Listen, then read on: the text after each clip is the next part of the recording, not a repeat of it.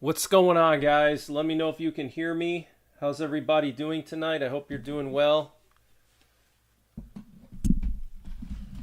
Sorry for the late night stream again. I'm going to try to start streaming a little bit earlier, but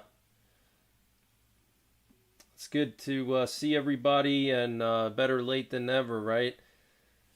So, hope everybody had a good 4th of July. Lena Graham, thank you for the gifted memberships. Hope you're doing well. Hope you had a great 4th of July. EM, wow, thank you for another generous donation. I hope you had a great 4th of July. Greg, thank you for all you do. I have lived in Louisiana all my life, and I just saw my first tornado Monday. I emailed you pics and a video. Our world is changing faster than I could ever imagine. Can I ask you to lead us in a short prayer? Yes, I will do a prayer. Just going to wait for everybody to show up. But yes, I will do a prayer. We definitely need to pray. This world is just absolutely insane. So yeah, we need to pray. And thank you very much for that generous donation. Thank you so much. Really appreciate it. Looks like my sound is good. Everybody said 5x5. I'm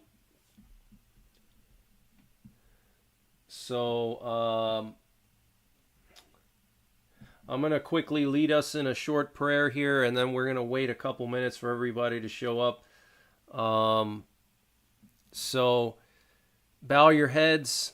Our Father who art in heaven, hallowed be thy name. Thy kingdom come, thy will be done on earth as it is in heaven. Give us this day our daily bread, and forgive us our trespasses as we forgive those who trespass against us. And lead us not into temptation, but deliver us from evil. Dear God, please keep everyone in the chat tonight safe and healthy. And God, please protect all the innocent people that are suffering in war zones around the world, places like Ukraine, the Middle East, and also in Africa. God, please help feed the hungry, and please help our homeless veterans. And God, please protect our men and women in uniform serving in the armed forces. Please keep them safe and help them to return back to their families healthy and in one piece. And thank you, God, for blessing us with such an amazing country. Thank you very much, God. And thank you for all of the blessings in my life and in all of our lives. Thank you for providing this community for us here. Amen. I pledge allegiance to the flag of the United States of America and to the republic for which it stands, one nation, under God, indivisible, with liberty and justice for all.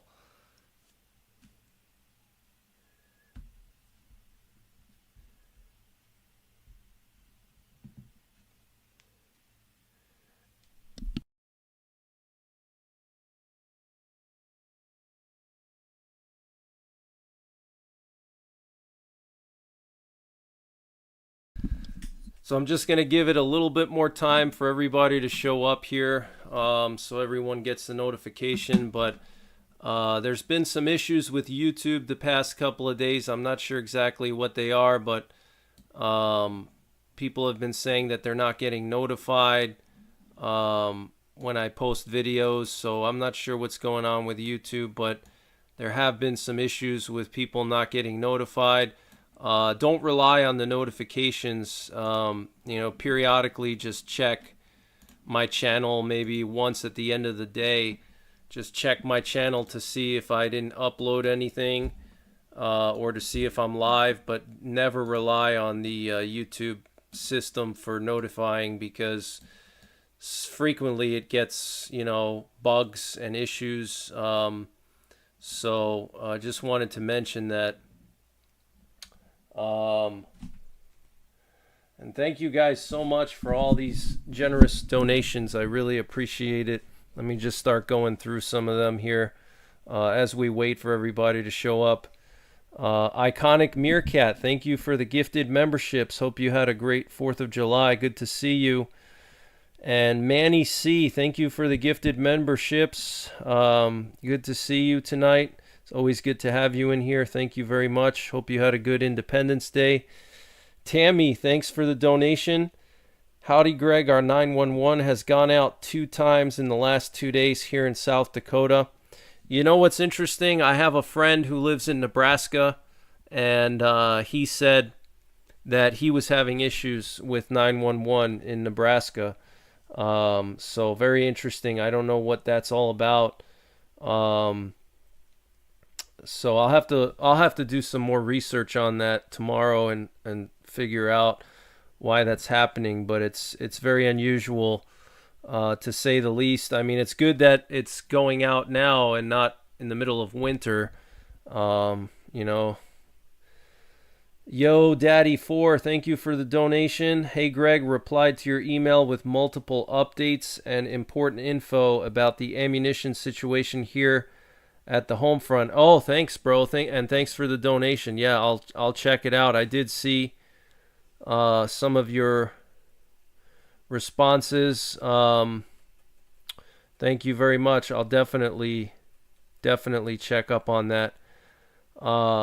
And I'll be sharing that tonight. So those of you guys who don't know, we have a special source in the Army, a sergeant. I can't disclose, which branch or any specific. Well, he's in the Army, but I can't disclose many other details. But he's got access to some info. But I'm keeping him anonymous. So I'll share some of the latest info that he has for us tonight. Dark Knight, thank you for the donation. I really appreciate that. Thank you very, very much. I think a lot of people are probably in the chat already. I think we've waited enough. I think I'm just going to start in a couple of minutes here. KL, thanks for the donation. Howdy, Greg. Yeah, no problem, KL.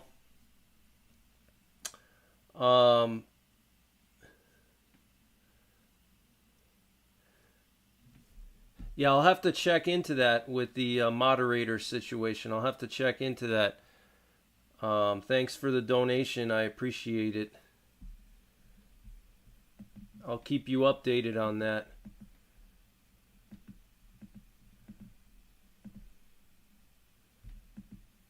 And Chris Wilson, thank you for the donation. Hope you're doing well. So we'll get started here in just another minute or two. But yeah, we have some major breaking news. Lots of big things happening over the holiday weekend. We had some big things happen.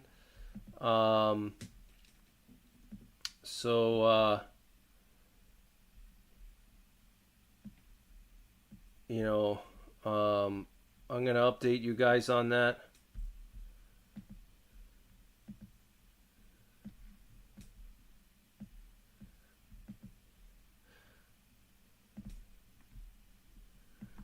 KL says, also, I'm in Nebraska, and I can confirm we did lose 911 in Nebraska. I have screenshots as well. Oh, wow. Thanks for the confirmation. Yeah, so it looks like something's going on. Nebraska, South Dakota area. There's something wrong with the 911 over there for some reason. Teresa Dunn, good to see you. Hudson Valley Prepping and Survival, thanks for hanging out. And for those of you guys who don't know who Hudson Valley Prepping and Survival is, you got to check him out. He's on YouTube, obviously, and he's one of the moderators here, but he's a good friend of mine from New York, and he's got a really good channel on prepping and survival, and he does current events as well. So check him out. He was just live actually tonight, earlier, so show him some love. Check him out. Good guy. You won't be disappointed. He's got a great channel.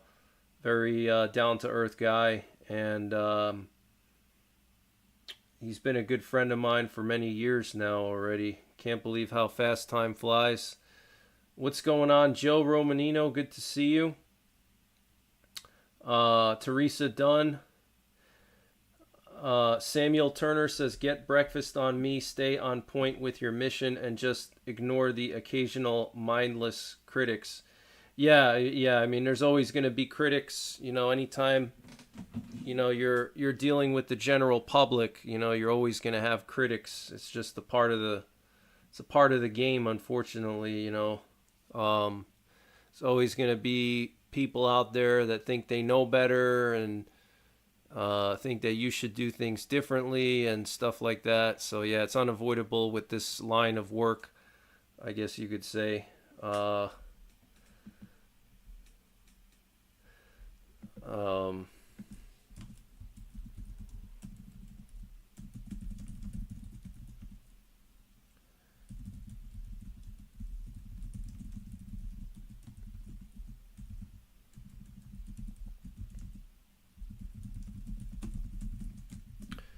So we had some more Russian radars that were active today.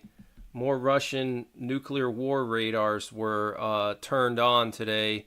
So I want to just play those for you. But that's very concerning, guys, to have these nuclear war radars being broadcasted now by Russia like the last 2-3 days. It's pretty concerning. I don't know if it's related to the situation with Nato and the summit that's ongoing right now. Maybe after the summit is over, NATO is going to do something, or, maybe Israel's going to do something, or I don't know. But Russia's nuclear forces are on high alert for some reason. Monday night, I did a spontaneous live stream, and there were like 8 Russian doomsday planes on Monday night that went from Moscow to the Urals. Now, Russia has bunkers in the Urals. They have Kazvinsky Kameny, which is in the Urals. That's where the perimeter system is located. Okay, that's Russia's dead hand system, the auto-launching nuclear system. That's where the AI is located in Kazvinsky Kameny, which is like a Cheyenne mountain, basically. Then there's also Mount Yamantu, which is a massive doomsday bunker as well. So we had like 8 Russian doomsday planes fly east to the Urals. And actually you can see them up on the screen. On the top right is actually a screenshot of all those Russian doomsday planes that went to the Urals Monday night. And that's when we had multiple Russian nuclear war radars being broadcasted. These are special long-range radars that can see thousands of miles away. They're specially designed to detect missile launches and bomber aircraft from very long distances, and they only turn those on if they're either going to use them to jam something, like, jamming radio frequencies, or if they're going to use them for training, or if there's something going on and they want to be on high alert. So they'll turn those on, but they don't leave them on constantly because they draw a ton of electricity and they make a lot of noise. They, they interfere with a lot of things because they're, massive radars. Okay. So that's pretty concerning. That's pretty concerning, and they were on again this evening. Actually, shortly before I started the stream, there were like 2 of them that were on, and we did have a small flurry of nuclear attack options broadcasted earlier as well.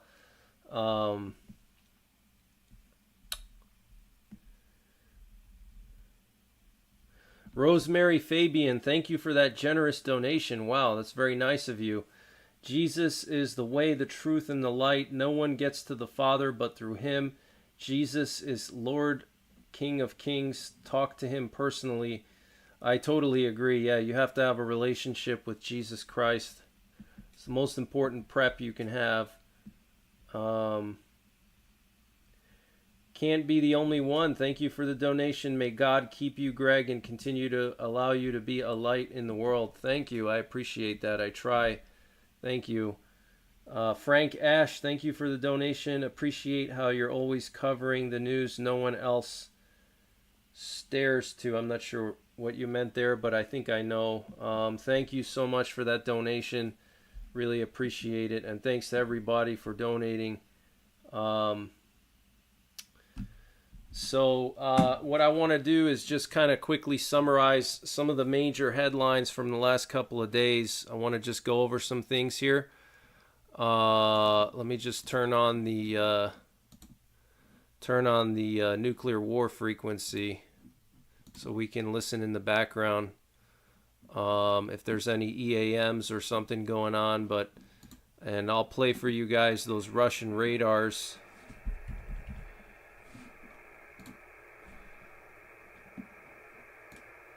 But we did have a flurry of emergency action messages earlier. There were like three back-to-back, three nuclear attack options that were broadcasted like back-to-back. But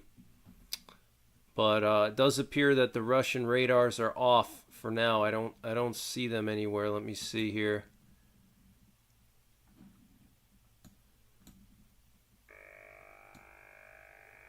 Oh wait, never mind.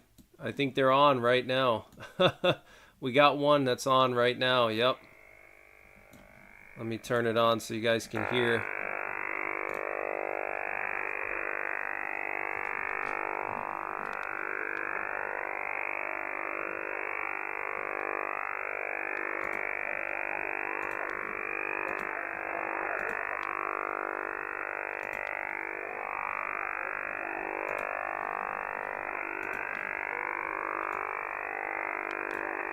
So that's one of their radars there. Let me just share some of the big headlines from the last couple of days. So Chinese troops arrived in Belarus. Okay, Chinese troops are in Belarus now, and they're doing exercises on the border of Poland. Okay, literally 2 miles from the Polish border. A contingent of Chinese troops, Chinese forces landed there, and they're now doing exercises with the Belarusian military. So clearly that's a way for Belarus to try to scare Poland maybe. Last night we had a Russian National Guard plane fly to Belarus, to northwest Belarus, right next to the Suwalki Gap. In the city of Grodno, which is right on the border of Poland. And in both of these areas where the Russian National Guard went to last night and where the Chinese troops went to, both of those areas have a large amount of Russian forces permanently stationed there, and they're both within just a few miles of the Polish border. And also those areas have Russian air defense systems set up, the S-400s. They also have Iskander missiles and also the Polonaise missiles as well, short-range ballistic missiles, okay? So that's pretty serious. Poland is going to start building the largest military defense line in Europe since World War II. Okay, it's going to be 50 kilometers wide. That's 30 miles wide, okay, with various types of fortifications. I'll go into more detail of what the fortifications include, but it's going to be the largest defense line in Europe since the Maginot Line. So that is a huge sign that things are brewing.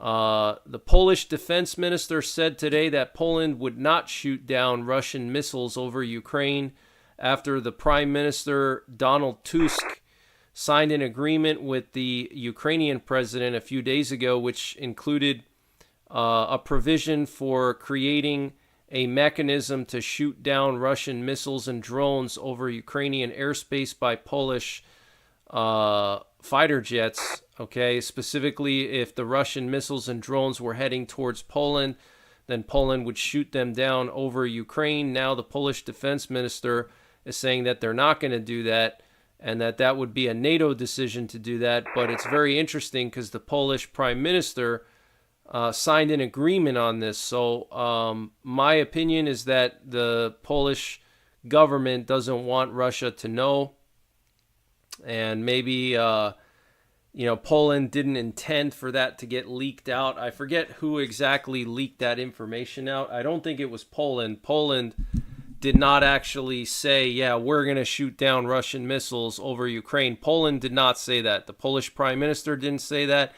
Nobody in the Polish government said it. I believe it might have actually been Zelensky who said that they signed this agreement with Poland, a big, comprehensive security agreement, which has a provision in it for creating a mechanism to shoot down Russian missiles and drones over Ukrainian airspace. Okay, so I think this is basically damage control, because again, Poland did not say anything about this. It was, I believe, Zelensky who said that Poland was going to start shooting down Russian missiles over Ukraine, and I think now Poland is trying to cover that up, and so they had their defense minister go out there and say, yeah, we're not going to shoot him down.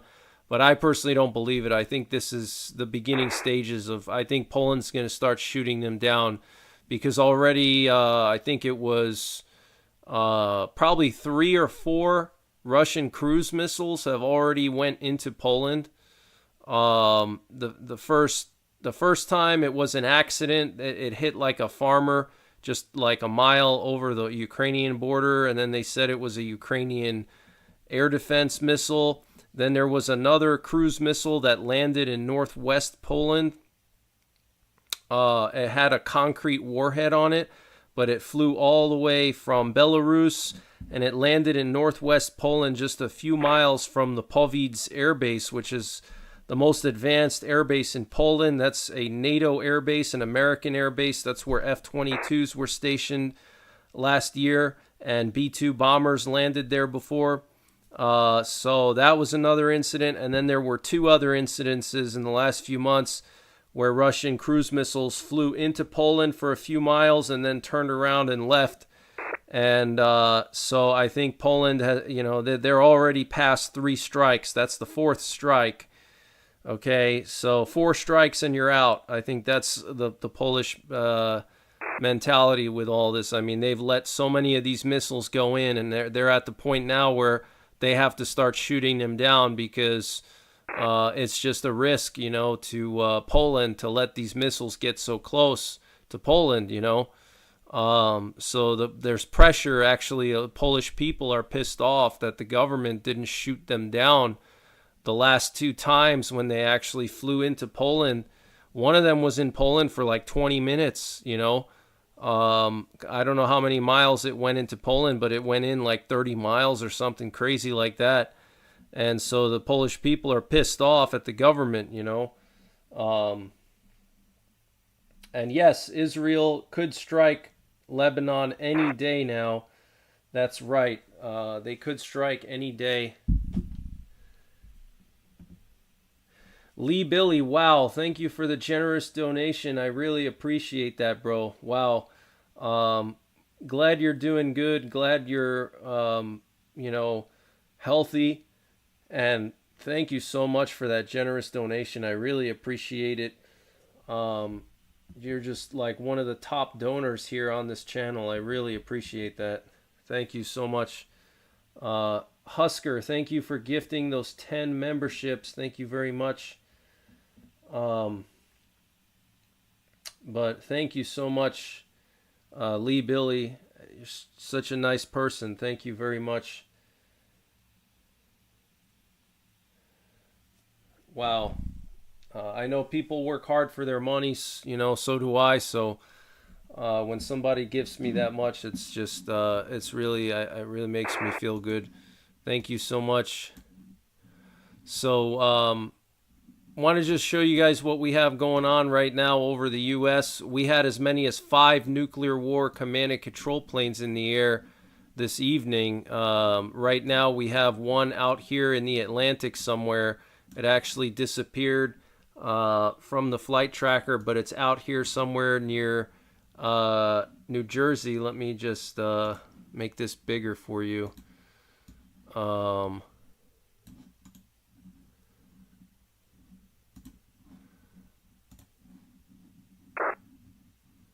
so we had one nuclear war command and control plane go out into the Atlantic here, and then it disappeared. We had this aerial refueler go out there probably to refuel it. We had a sentry flying over the Outer Banks near Cape Hatteras, doing loops over here. Very unusual. An E3 sentry over there. We have this nuclear war command and control plane that was out in the Gulf. There's another one that was over Arkansas, just disappeared from the flight tracker. And here we have another one, airborne over Nevada. So we have like 3 nuclear war command and control planes in the air right now. And these planes are responsible for remotely launching all of our Minuteman III ICBMs with the Airborne Launch Control System. And also, they can communicate with our submerged nuclear-armed submarines. Let me see if I can just share with you guys the situation earlier. We had 5 of these nuclear war command and control planes in the air earlier this evening. Let me see if I can share that with you. Let's see here.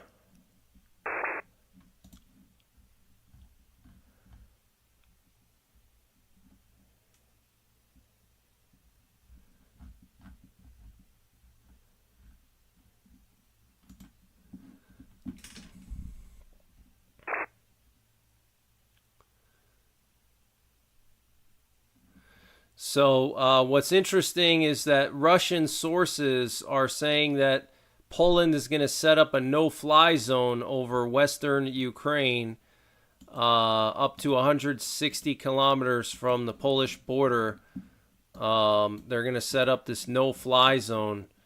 Okay, very interesting. Let me see if I can just share the flight paths of these nuclear warplanes from earlier.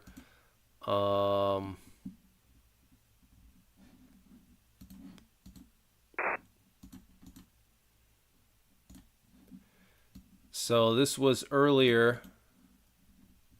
You could see 5 nuclear war command and control planes. This wasn't that long ago. This was, I don't know what, maybe an hour or 2 ago. So very unusual for this late at night. I mean, obviously it's probably related to the NATO summit, but also all the Russian radars being active is very concerning.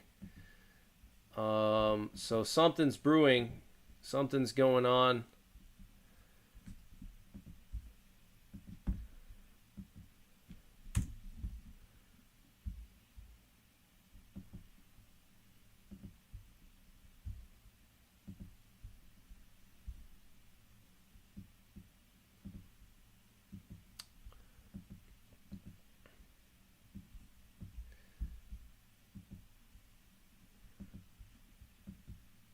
Samuel Turner, thank you for another donation. Greg, why do you think Israel has not begun its attack? They have been in position for a couple of weeks now.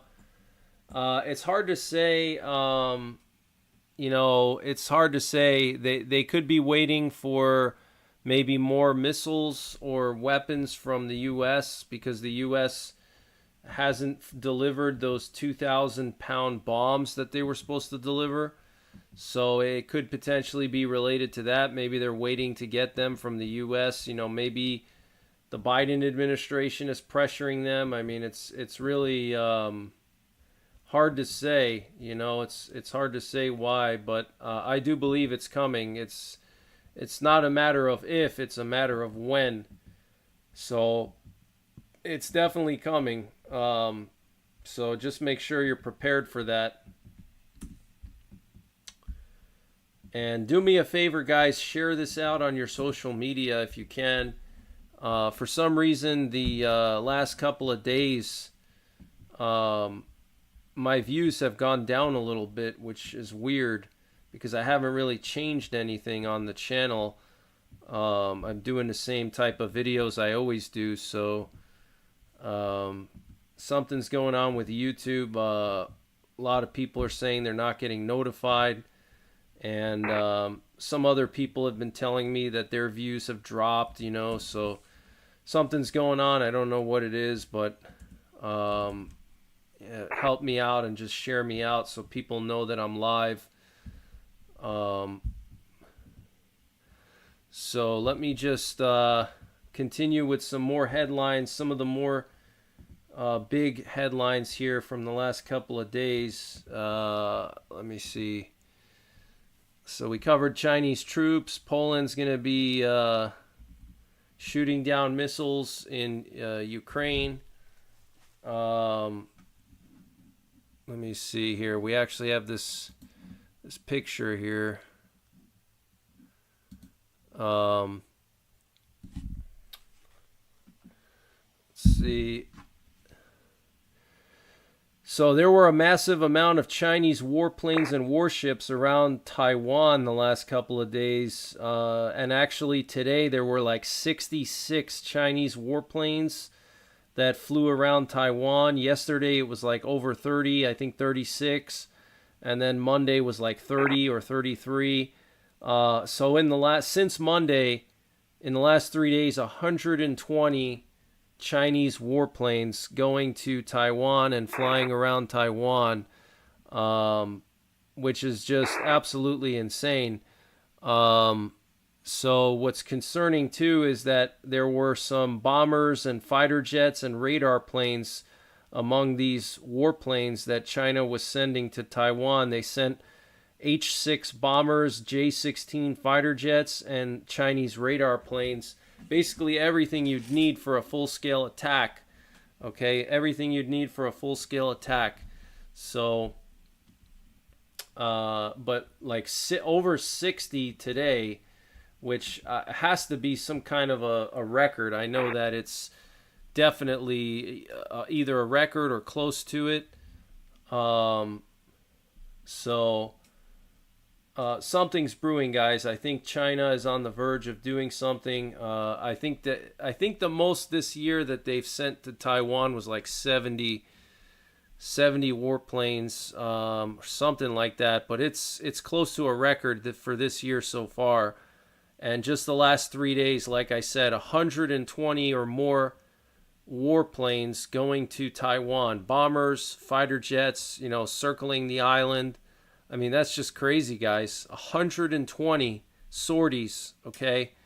That is just ridiculous. But yeah, I'm monitoring the situation with Lebanon. I think the situation with Lebanon is about to kick off. It's imminent, so we need to be prepared and we need to stay alert for that, but I'm definitely keeping an eye on that.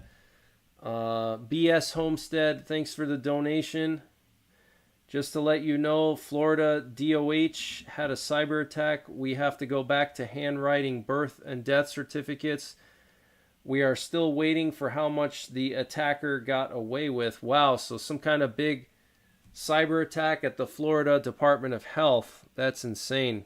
Is that right? Department of Health, DOH. Wow. Thanks for the donation and hope you're doing well. Hope you had a good Independence Day. So some good info on that. Thank you very much. Also quickly, I want to just ask you guys to pray for someone. So one of my friends, he was actually the guy who was helping me out on the culinary night. He was the one who was like the radio expert in the background that was assisting me when everything was going down. He's a licensed ham operator, and he's been, heavily involved in radios for many, many years. So he's my radio consultant, and he just found out today that his wife may have cancer, possibly. She's getting some cysts removed next week, and they're going to do a biopsy once they remove it. And, hopefully it's not cancerous. So please pray for him. Some of you guys may know who he is. He's in here in the chat sometimes. He's a moderator, Soil radio operator, soil radio operator. You might see him sometimes in the chat. But his wife may have cancer, so please pray for him. Keep him in your prayers. I would appreciate it. Because that would just be so devastating, you know. She's young, his wife is young, so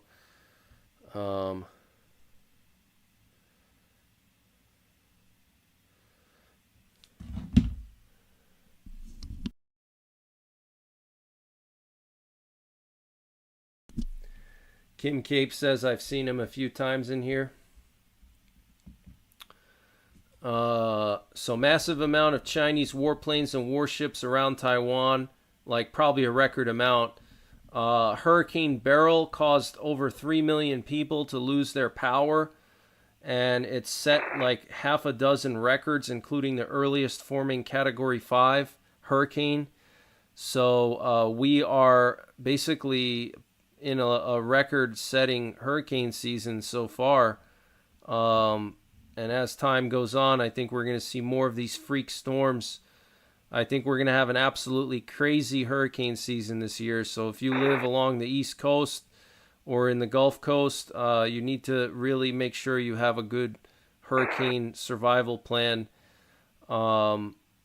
So that's some of the big headlines from the last couple of days. I want to just get into some of the stuff that's going on today that people have been talking about. So Poland's top general said today publicly at a press conference that people in Poland need to prepare for a full-scale war with Russia.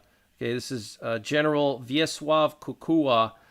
He said today that people in Poland need to prepare for a possible full-scale war with Russia. I'll read to you some more details about that in a minute.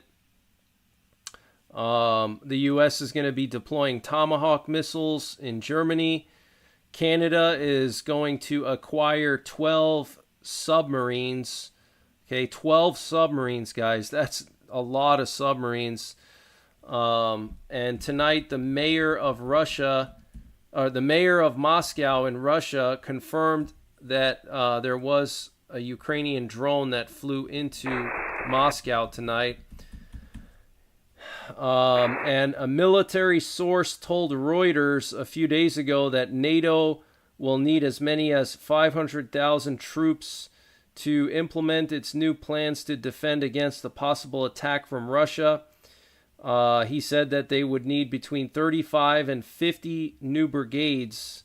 This is coming from a military source in NATO telling this to Reuters.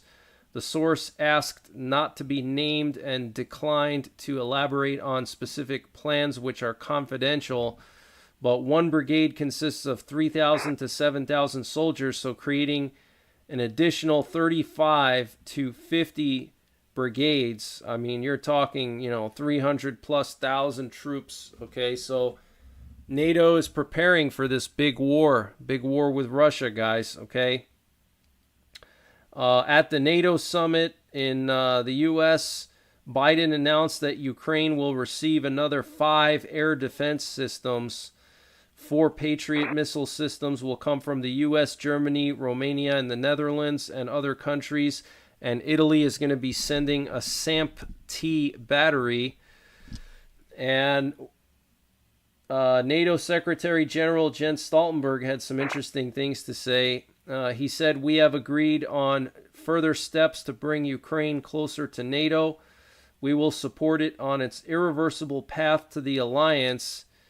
And he also announced a number of previously announced decisions, including supporting Ukraine with weapons worth at least $40 billion. Okay, so they're going to give Ukraine $40 billion worth of equipment.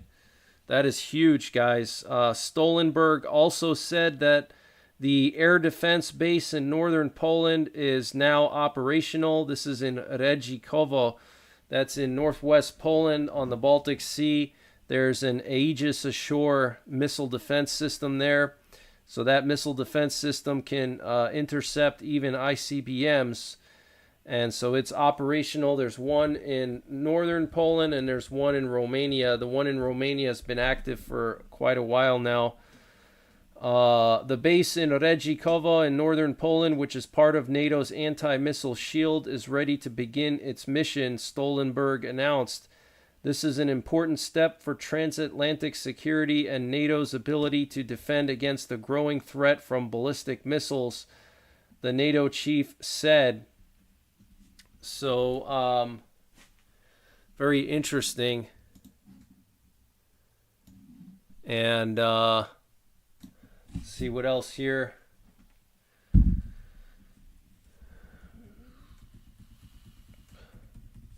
Stoltenberg also said that China cannot support the largest conflict in Europe's recent history without negative consequences for its interests. Wow. It's basically threatening China. This is not just a temporary coalition of convenience. This is a major strategic shift. China is a key enabler of Russia's aggression. So he's basically saying that, this is not just some simple, convenient relationship that Russia and China have. This is legitimately a strategic shift by China. China's trying to get closer to Russia.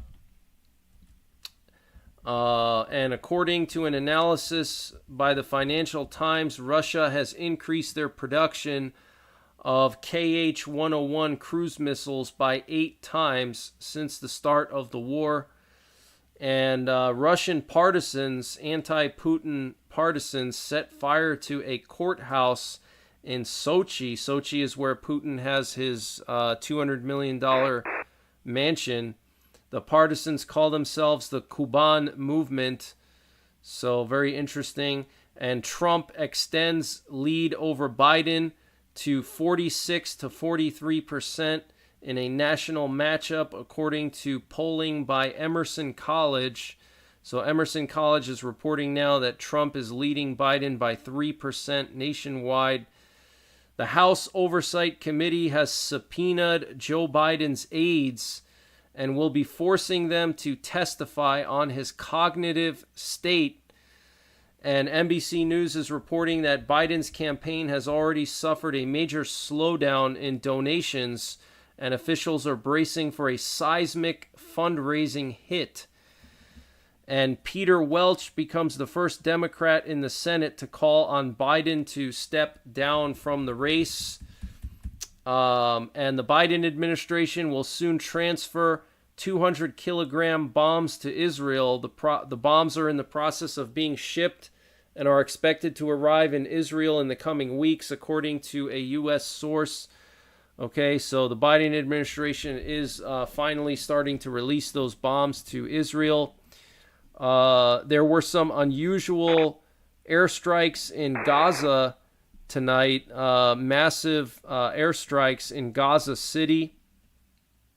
So apparently the IDF is pounding Gaza City tonight. And a Japanese destroyer entered Chinese waters near Taiwan. And the Federal Aviation Administration is investigating an incident where 2 planes from American Airlines and Delta nearly collided mid-air over Syracuse, New York. A police dashcam video captured the unnerving moment, showing the planes flying just 725 feet apart at their closest point.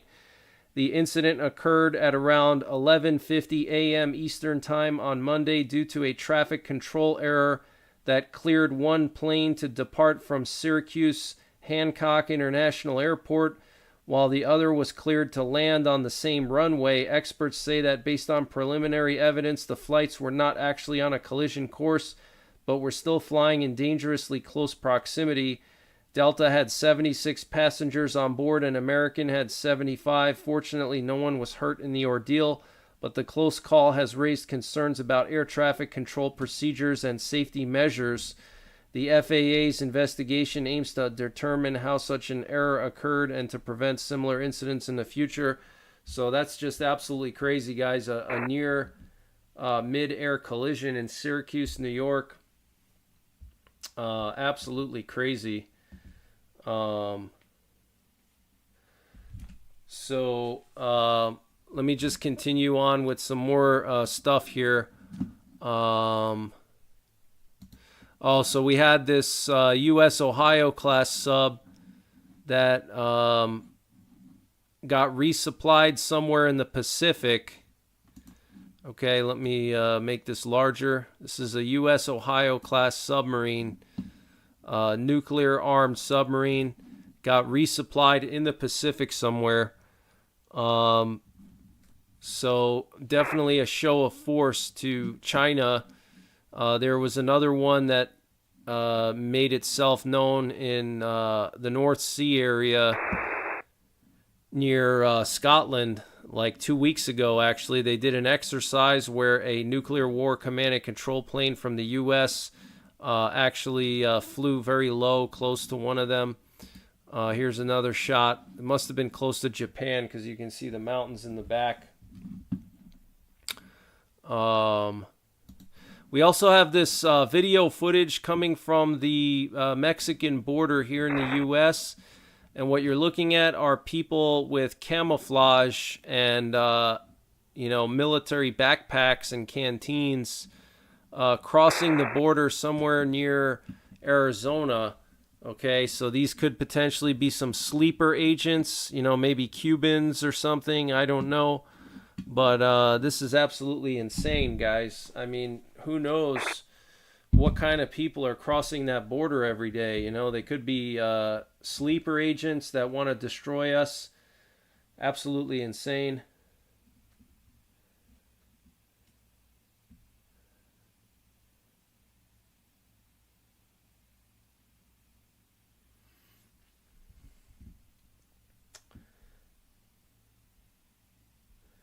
Yeah, Ross Niderman, there's been so much news all day long. It's been absolutely insane.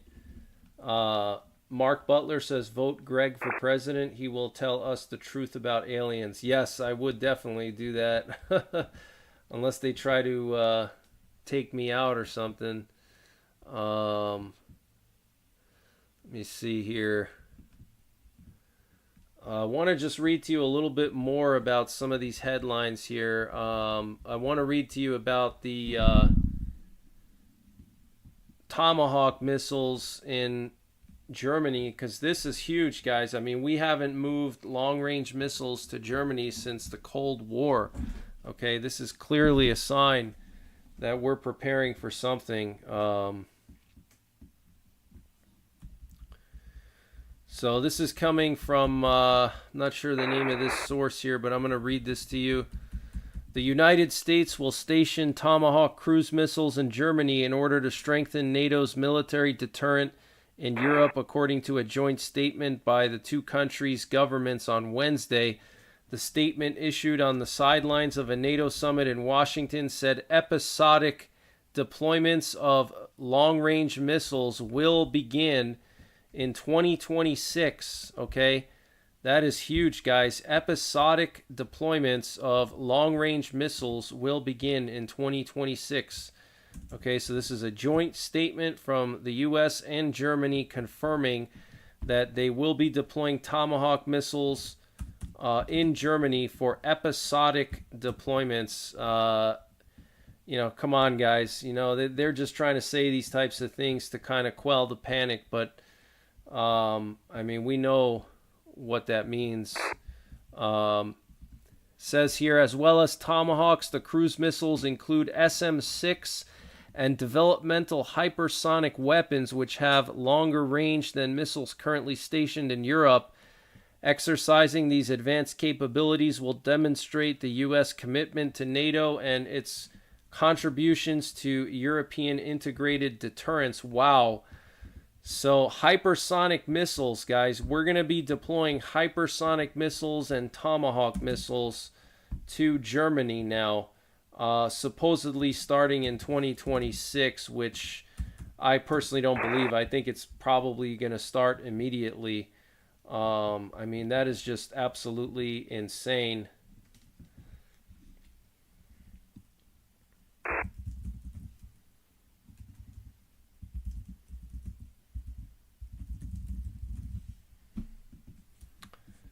Let me see if I can play for you guys the Russian radars that were active earlier. But yeah, these could be some kind of foreign sleeper agents here that are crossing our border. They could be Chinese, Cuban, Venezuelan. And speaking of Venezuela, we know that Russia has deployed their Northern Fleet warships to Venezuela. So we have Russian warships now in Venezuela, okay? So they're still here as far as I know.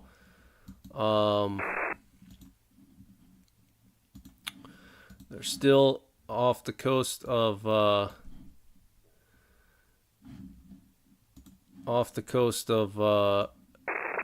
Cuba and Venezuela.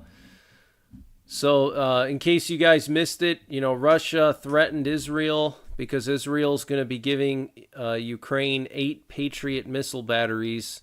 I mean, this is biblical, guys. Okay, this is biblical for Russia to threaten Israel. I mean, come on. How arrogant can you be to think that you're going to warn Israel? I mean, that is, God's holy land and his chosen people, and you think you're going to threaten them and get away with it? Just absolutely crazy. But this is huge. This could be the hooks in the jaw, okay, from Ezekiel 38 and 39, all right, where God lures Russia down into the Middle East in the end times so he can destroy their armies. This could be that moment potentially soon. We'll have to wait and see.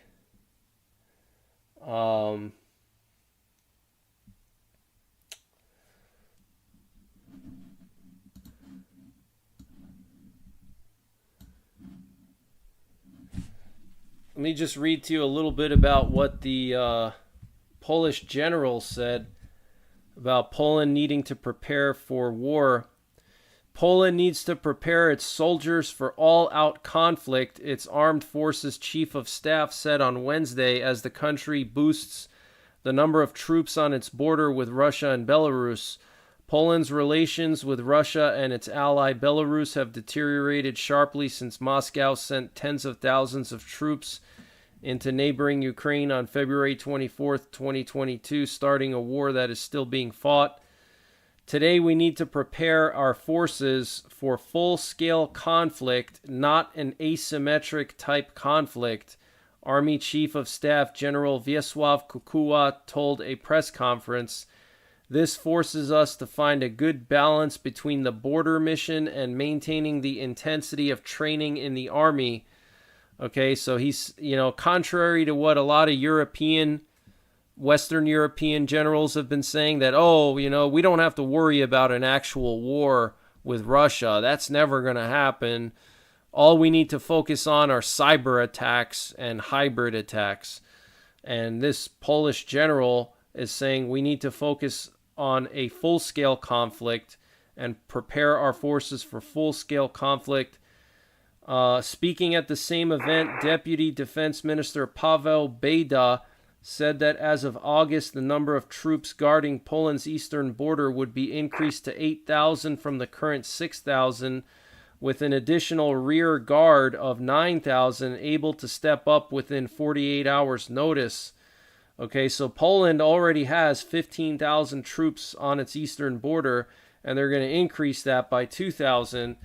And that's not including this big border fortification that they're going to create, which I'll show you guys some stuff on that. In May, Poland announced details of East Shield, a 10 billion zloty program which is basically $2.5 billion US worth. That's the equivalent of how much it costs to beef up defenses along its border with Belarus and Russia, which it plans to complete by 2028. So such a massive fortification. I highly doubt it's going to take them that long. I think they're going to have to do this much faster. So just absolutely crazy, guys. And the Polish general said that the current high interest from candidates to join the Polish army posed a dilemma over whether to take in more recruits than budgeted for at the expense of military equipment procurement. Especially as he said interest was expected to start declining sharply. Yeah, so absolutely huge, guys. And Poland is now spending 4% of their GDP on defense. 4%, guys. That is massive.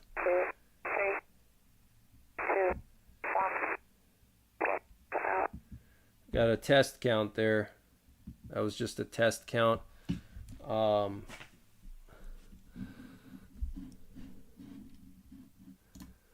me see here. I want to see if I can show you this Polish border fortification thing.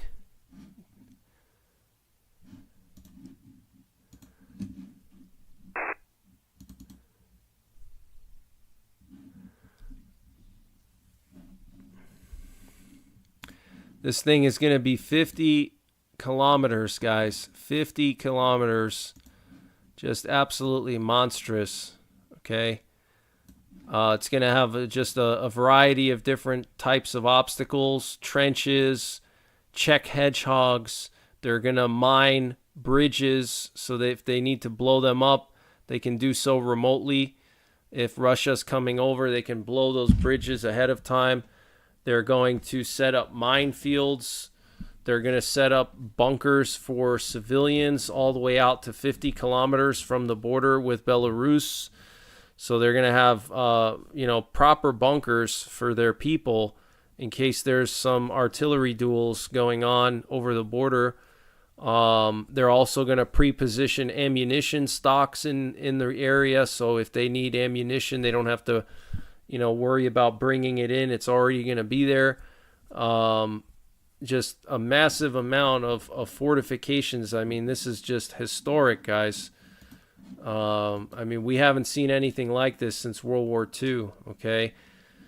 So here we have the Polish general, the guy who was saying that Poland needs to prepare for full-scale war with Russia and not just asymmetric attacks. He's the guy on the right, and then the guy on the left is the deputy defense minister in Poland, and they're showing an example of this border fortification. So here you can see, for example, they have here 100 to 200 meters worth of Czech hedgehogs. I mean, that is insane, guys. 200 meters wide, full of Czech hedgehogs. These are special anti-tank obstacles. Then they have a trench over here. They have initially one trench. Then they have, 200 meters wide of just these Czech hedgehogs, and then minefields in between, and then bollards that they can raise up on any roads to slow down any vehicles. And then here they have these little boxes here are defensive positions for them to fire from. Okay, then here they have some civilian bunkers near towns, and then they have a forested area, so they're going to try to take advantage of the natural terrain in eastern Poland, which is all swamps and forests, to try to slow down an invasion. And they're going to try to use that to their advantage, but I mean, this is just absolutely insane. This is historic, guys. This is absolutely historic. This is something we haven't seen since World War II. We had a bunch of Russian special flight squadron planes fly up to St. Petersburg earlier today, and they accompanied an Iranian government plane that flew from Tehran. Now, this could potentially be the Iranian president, because there's a new Iranian president. So maybe he flew to St. Petersburg to meet with Putin. Very interesting. And here we have a Russian National Guard plane that flew to northwest Belarus the other night. And then it went back, so probably dropping off troops, reinforcing the Russian, Belarusian, and Chinese positions here. This is right in the Suwalki Gap, okay, or Suwalki Gap is how you say it in Polish. It's right over here, okay? So Russia's reinforcing their positions here in Belarus, right next to the Suwalki Gap. I'm telling you, Russia's going to do something here, okay? And over the holiday, over 4th of July, we had this crazy reconnaissance pattern by a U.S. RQ-4 Global Hawk, which never flies in Poland, and it was just flying back and forth like hundreds of times along the Polish-Russian border. So let me just check the chat here. Sorry, guys, I kind of got off on a monologue. Let me check the chat.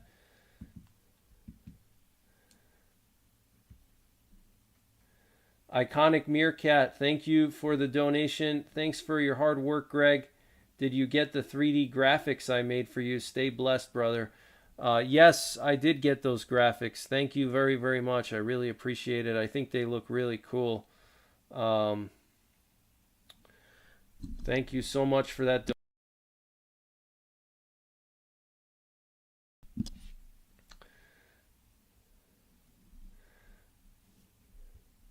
Ross Niderman, hope you're having a good night.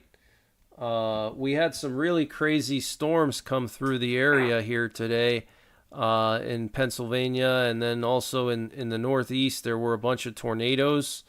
It looks like upstate New York got hit the worst with the tornado outbreak. Seems like they got hit the worst, which is very unusual. Tornadoes in like far upstate New York are not that common, very rare. Ross Niderman says you sent me more breaking news. Sounds good. Thank you. Aldo, good to see you. Yes, in Polish, I don't know about other Slavic languages, but in Polish, if you see a W, it's actually pronounced like a V. So like in English, you say Suwalki Gap, but actually W's are pronounced like a V in Polish. So that's why I said Suwalki Gap. Okay. Let's see. Black Woman Prepper. Let me check out what you said here. Looks like we have a new prepper trying to start a channel. Black Woman Prepper. Check her out. I'll check out your channel and see what kind of videos you have. And thanks for showing up and hanging out tonight. Yes, there are several E6s up in the air. There's 3 E6s up in the air right now. Ross Niderman just timed out a troll. That's funny.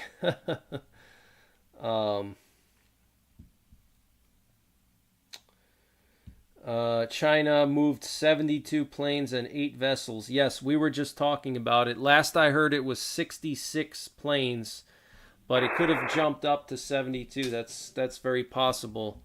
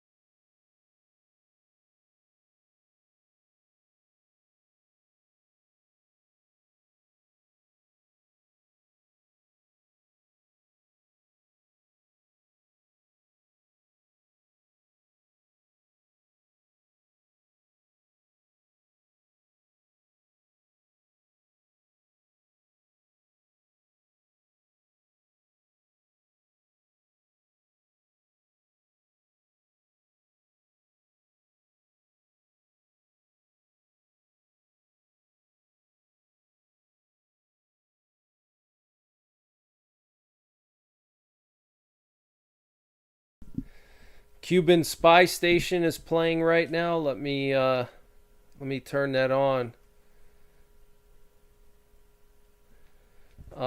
If you want to recap, you can go and rewatch the stream from the beginning. It's too much to recap. I'm sorry. It's impossible for me to recap an hour's worth of news in a short amount of time. I'm sorry. Let me play this Russian radar that was active earlier. Let me turn it on.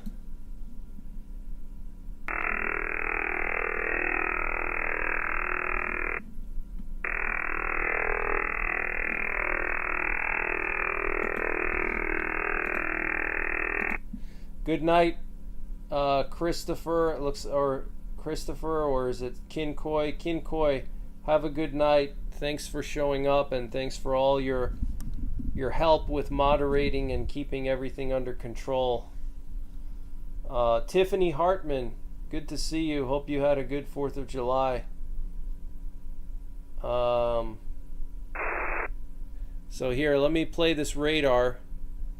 So this is a Russian radar that was active earlier, like probably an hour or two before I started the stream. So this was in the evening. There were actually 2 of them.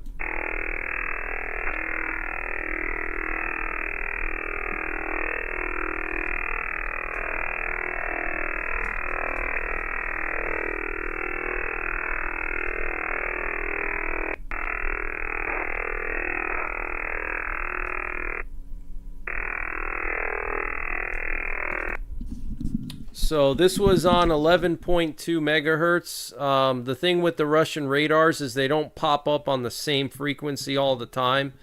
It can be any frequency, but usually I find that they're between like 11 and 13-ish usually. That's what I've been hearing them lately, but this was at 11.2 megahertz.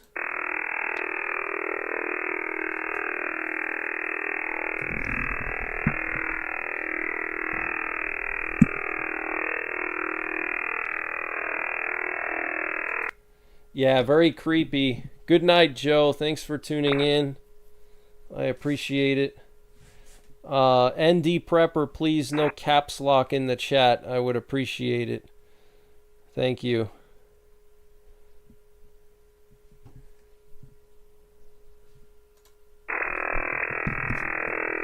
So that's what a very powerful radar sounds like.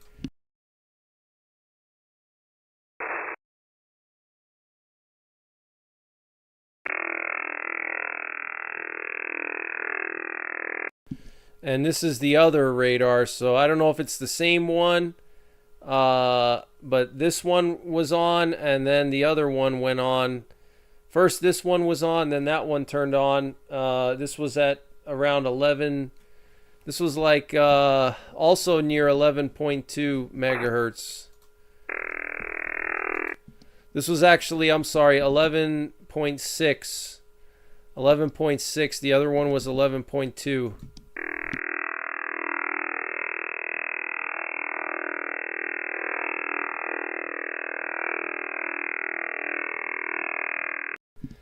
Amy King says, every time I hear that, it makes me think of Rush, Tom Sawyer.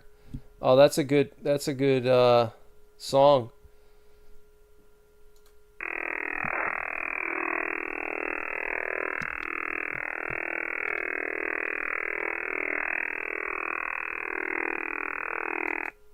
Yep, same type of emission, possibly same radar, but probably a separate emitter. Yep, it could be. Yep, it could be the container radar.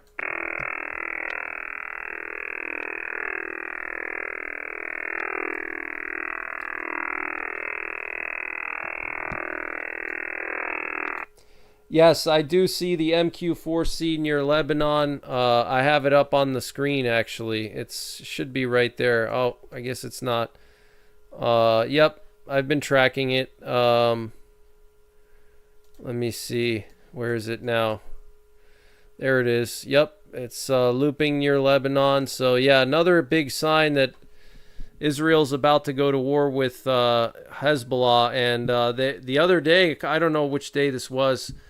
It was like 2-3 days ago, maybe 4 or 5 days ago over the weekend. There was RQ4 that was just doing these, like loops here right next to Beirut. I mean, which is just a huge sign that something's about to go down. Now, remember, multiple countries have already issued warnings like 2 or 3 weeks ago telling their citizens to leave. It was like over a dozen countries from Europe, the Middle East, telling their people to get out of Lebanon. Okay, so that still stands. But my advice to you guys is get prepared, because I know a lot of you guys are like kind of impatient. You want, it's almost like some of you guys want this war to start. I would caution you guys against wanting it to start, because when it does start, things are going to really get crazy around the world. I mean, things are going to really change. I think it's going to set off, it's going to be a domino effect, so I wouldn't necessarily be wishing for it. I mean, of course, I want to see Israel pummel Hezbollah, but, let's just hope and pray that, Israel prepares for this, and they take their time and do it properly instead of rushing and making mistakes. This is a big deal. They're not just going into Gaza now. They're going into a foreign country, okay? Yeah, go through your pack. Yeah, go through your bug out bag. I have to go through my bug out bag. It's been a little while here. Black woman prepper says she was deployed in Operation Iraqi Freedom. Oh wow. What were you doing over there? If you don't mind telling, unless you are sworn to secrecy. But that's amazing, and thanks for your sacrifice. Yeah, get your bug out bag, go on a practice hike with it, in terrain that you would actually use it in. Like I see a lot of preppers doing bug out practice in the woods. If you live in New York City, you're not going to be bugging out in the woods. Most of your time is going to be in urban or suburban areas. So that's where you need to practice. You need to practice like you're going to fight. It doesn't do you any good if you learn how to start a fire 500 different ways and you're an expert in wilderness survival, which is great. But if you live in New York City, you're probably, if you're going to bug out, you're probably never going to really use a lot of that stuff. You're mostly going to be using urban warfare skills, so you need to really train like you're going to fight, practice in the same terrain that you anticipate, using your equipment, So what about Central Park? Yeah, Central Park is pretty big. That's true. Ross Snyderman says Long Island here.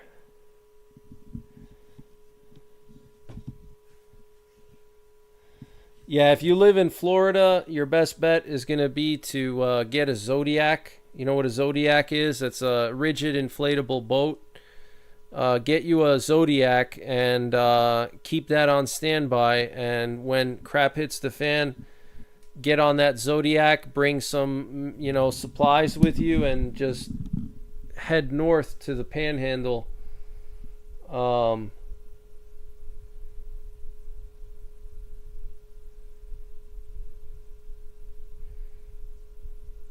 What about if you're in a suburban area like Orlando? Yeah, like I said, you need to practice where you're going to be bugging out. So if you're in Orlando, it doesn't do you any good if you practice in the Smoky Mountains. Practice in Orlando. Take your bug out bag and hike around the city. Hike in the suburban urban area, and get familiar with the area. Memorize everything, so if you don't have a map, you know where to go. Don't rely on GPS, and even don't rely on maps. Try to get very familiar with your bug out route, so if you have absolutely nothing, you're still going to know where to go. Just like you memorize where you go to church every Sunday. You don't have to use a map or GPS for that, right? You know which roads to turn and stuff. Same thing with bugging out. You should basically memorize your routes, so you don't even need a map. I mean, you should have a map, but you should be comfortable to the point where you know exactly where to go. You have everything in position, and if you do bug out, you shouldn't just bug out with no plan. Where are you going to be bugging out to? Are you just going to be evacuating your home with no plan? I mean, that makes you a refugee essentially. So that could be more dangerous than just staying home. So make sure you have a good plan and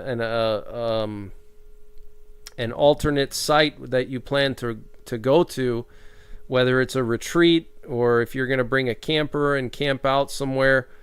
National forests are going to be very crowded, I think, with a lot of people from the cities that are going to try to flee.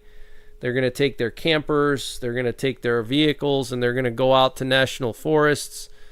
So keep that in mind. If you're going to bug out to a national forest, chances are you're not going to be the only one there, especially if it's like, some national forest like in the Florida Panhandle, where you're just north of like 30 million people. You're not going to be the only person with that idea. So just keep that in mind. And also keep in mind that a lot of people are not going to necessarily be friendly to you if you're bugging out in their backyard. Like some of these places in Appalachia, like, West Virginia, Eastern Kentucky, people are not, if you stumble into one of these hollers while you're bugging out, I'm sure you're going to be, confronted. So keep that in mind.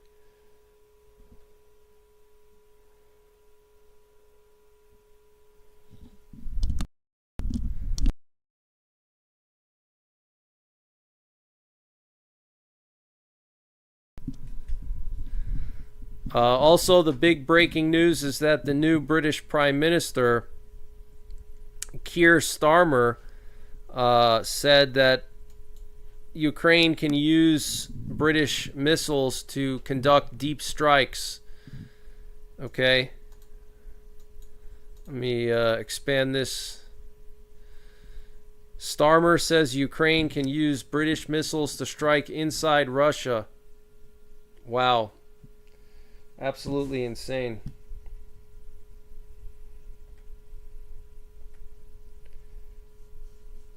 Yes, it's very concerning. Yep, very concerning. Yep, roads may be blocked. Everyone's going to try to leave. Exactly. That's right. Yeah, don't take the highways. That's for sure. Don't take the highways. Don't take interstates. They're going to be clogged up. WV Mama says, yes, people in West Virginia are definitely like that. Not everywhere, but I mean, just in general, I mean, in rural America, anywhere outside of a big city, in rural America, you're going to run into people with guns. And, if you're bugging out in somebody's cornfield, expect that you might be shot at. Or if you're bugging out in somebody's backyard in their woods, you may get confronted. So just keep that in mind, But yeah, West Virginia especially, I mean, those hollers over there are just notorious. They hate outsiders. I mean, so I actually just drove through West Virginia over the weekend. I drove through Snowshoe, West Virginia. There's also a Snowshoe, Pennsylvania, but I drove through Snowshoe, West Virginia. I didn't see anything super crazy there, but, Karen says, born and raised in West Virginia hollers.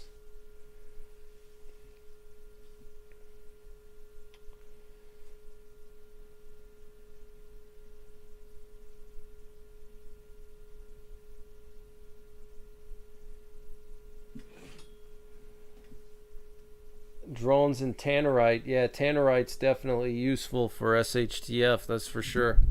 I actually did a video on that, but then I deleted it because, you know, I think it's kind of a risky subject, but yeah, I know. Let me see if I have some other stuff here I wanted to share with you guys. We've had all this reconnaissance over northern Iceland the last couple of days. We actually have it going on right now. Let me see if I can share my screen.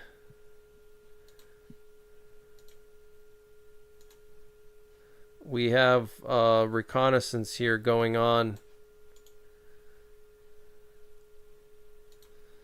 over Iceland the last couple of days. Something's brewing over here.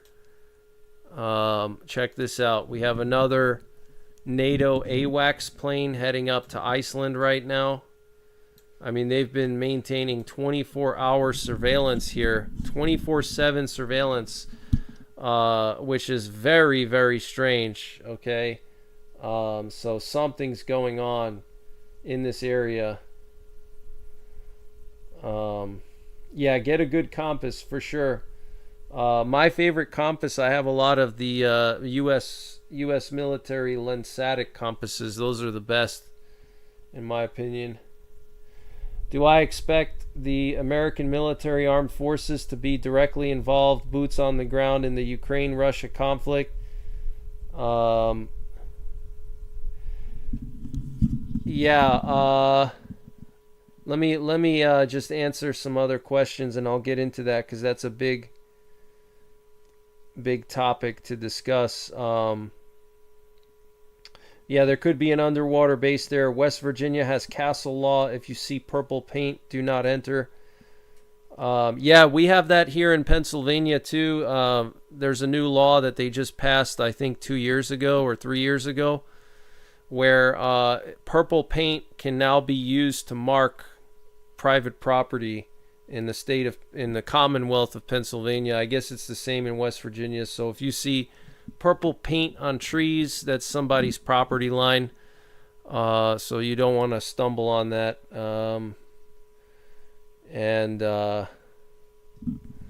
Yeah, there could be some kind of base over here. I don't know. I personally think there's maybe Russian subs in the area.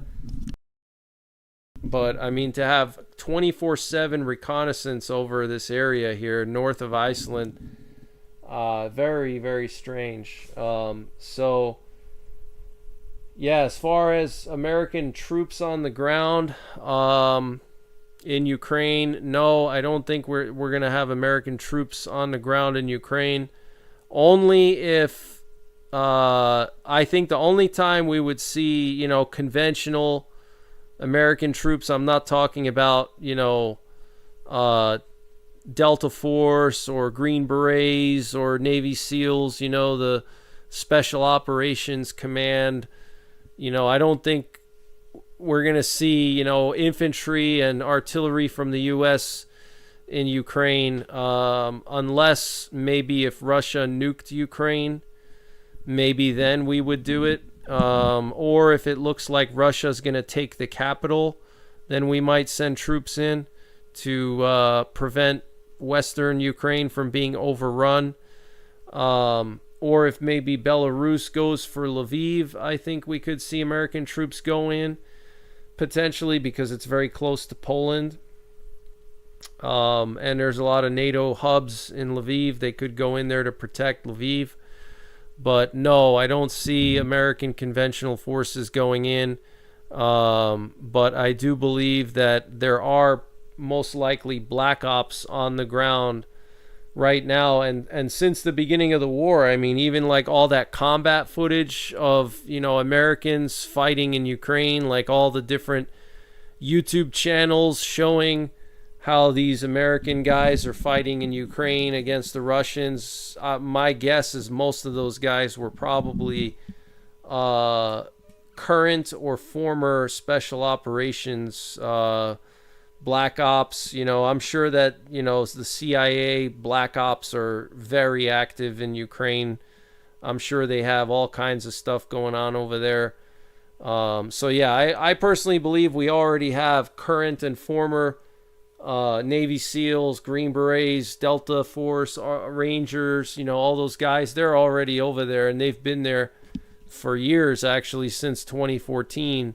But now there's even more of them, and I'm sure they're fighting on the front lines, or conducting, maybe not like on the front lines in the trenches, but I'm sure they're doing some missions. John Hoover, good to see you. For those of you guys who don't know, John Hoover is a friend of mine. He's originally from Texas, but he actually lives in Ukraine now. And so he provides me with updates.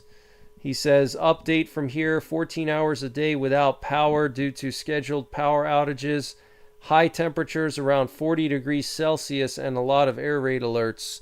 Wow, yeah, so 40 degrees Celsius, that sounds a lot like how it's been over here. Wow, 14 hours a day without power. That is insane, guys. Okay, so Ukraine is rationing electricity, and I think this winter is going to be the hardest winter for Ukraine so far, because Russia has destroyed like 90% of their power plants already. Their thermal power plants, they've destroyed like over 90% of their thermal power plants, which Ukraine relies heavily on. Now, I do know that Ukraine signed some kind of a agreement with Poland, so Poland can provide Ukraine with electricity, and there is actually a direct connection from Poland to Ukraine. They do have a transmission line set up to bring in electricity into Ukraine from Poland, so hopefully Poland will be able to backfeed Ukraine. It sounds like that's what they're going to do. They're going to be backfeeding electricity. Yeah, as far as EAMs go, let's see. Let me check. So far I haven't heard any, but looks like my radio turned off, so let me restart it. But there was a flurry of EAMs right before I went live, so we might hear some.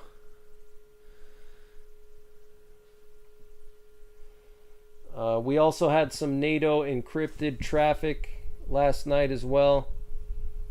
Ross Snyderman says emergency alert. Let me see. Let me see here.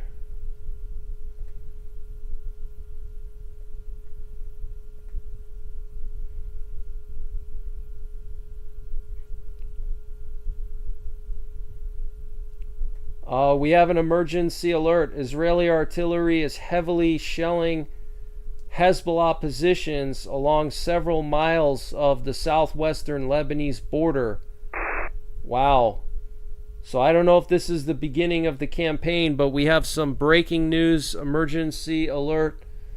Israel is now shelling Hezbollah positions along several miles of the southwestern Lebanese border. So it looks like it has begun, possibly. Hezbollah targeted Israeli artillery positions with missiles earlier. Wow, so developing situation. Looks like Israel may have started their operation.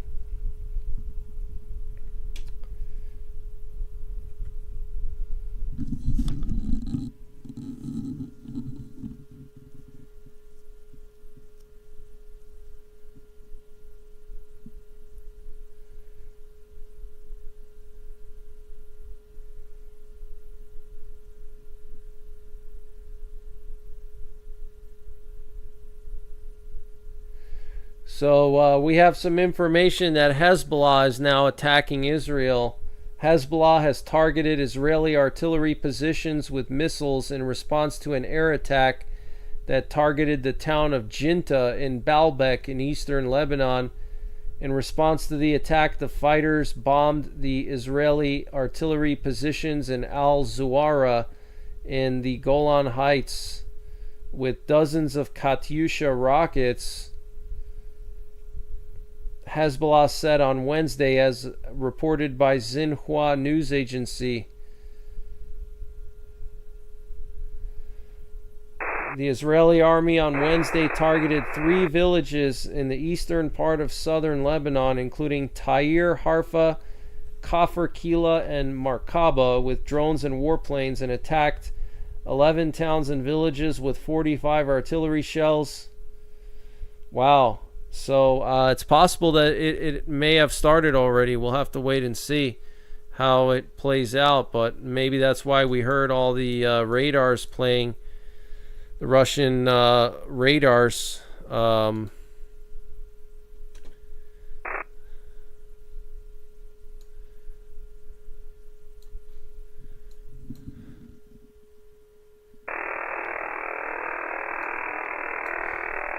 Looks like the Russian radar is on again. Wait, looks like we may have an EAM coming in. Hold on.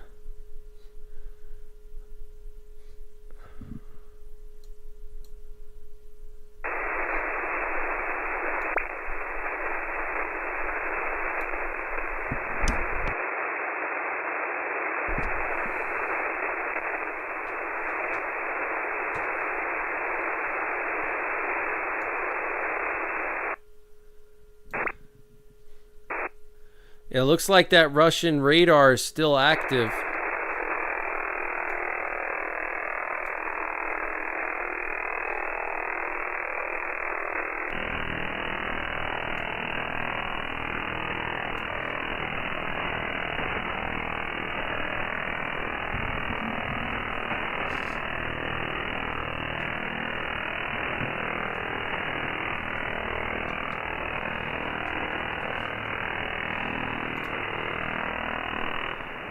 So yeah, looks like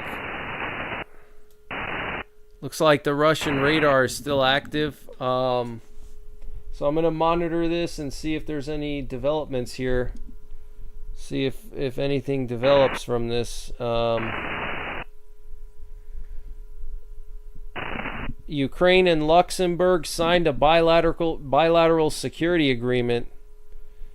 The agreement reaffirms Luxembourg's aid over the next 10 years and pledges to support Ukraine's IT capabilities and satellite technology. That's pretty interesting.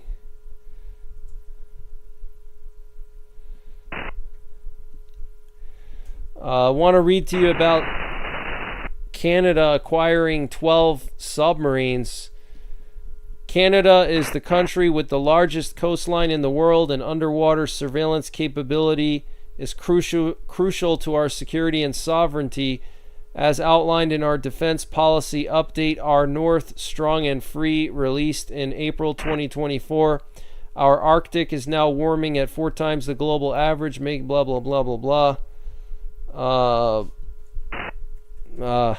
Talking about global warming here. Through the Canadian Patrol Submarine Project, Canada will acquire a larger, modernized submarine fleet to enable the Royal Canadian Navy to covertly detect and deter maritime threats, control our maritime approaches, project power and striking capability from our shores, and project a persistent deterrent on all 3 coasts. Today, the Honorable Bill Blair, Minister of National Defense, announced that Canada is taking the first steps towards the procurement of up to 12 conventionally powered under-ice capable submarines that Canada is launching the process to formally engage industry on this acquisition. This is an important step in implementing Canada's renewed vision for defense. Wow. Absolutely huge, guys. 12 submarines. That is insane. Massive amount of submarines Canada wants to acquire. Absolutely insane.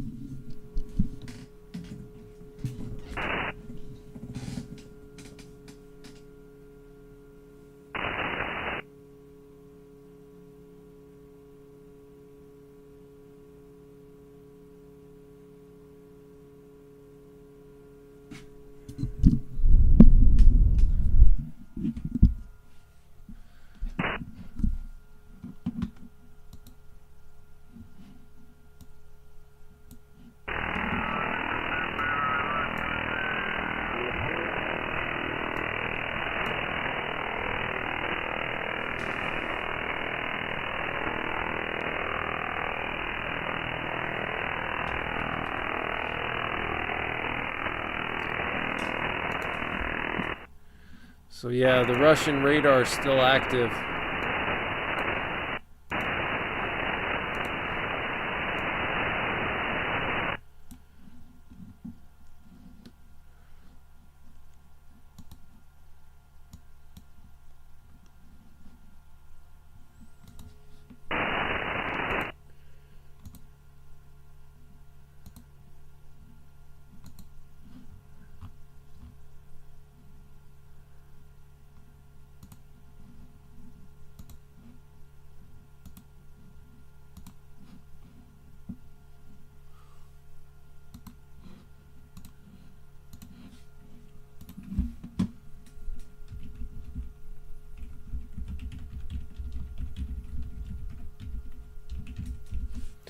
We have some strange flights going into Russia right now from China and Kazakhstan. Some like military transport planes. Very interesting.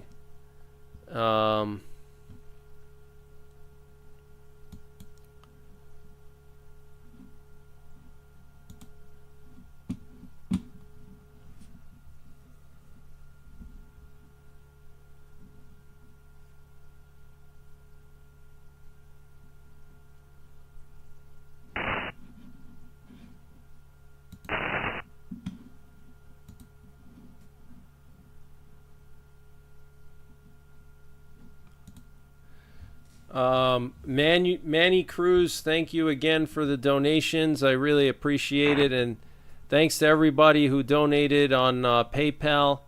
Really appreciate you guys. Thank you very, very much.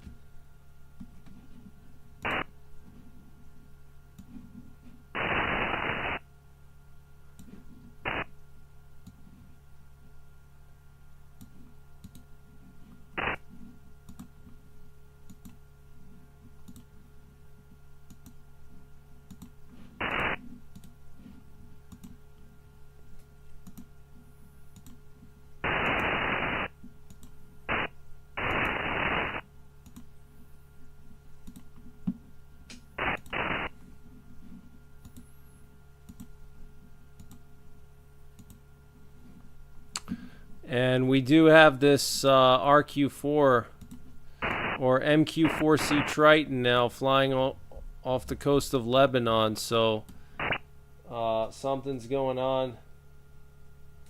Ross says I'm screaming at a cave cricket. Oh man, those are nasty. Those cave crickets are so gross. They're so large too. Absolutely disgusting. Liz Smith says hello from Coeur d'Alene, Idaho. Coeur d'Alene is beautiful. I hope to be able to visit there someday. God bless you too, Liz. And yes, we have to pray for Israel. Tanya Womack, thank you for the gifted memberships. Thank you very, very much. I really appreciate it. Hope you're doing well. Oh wow, Kate of Buckingham, thank you for the generous donation. I really appreciate that. Thanks for hanging out. It's always good to have you on the streams. Thank you so much.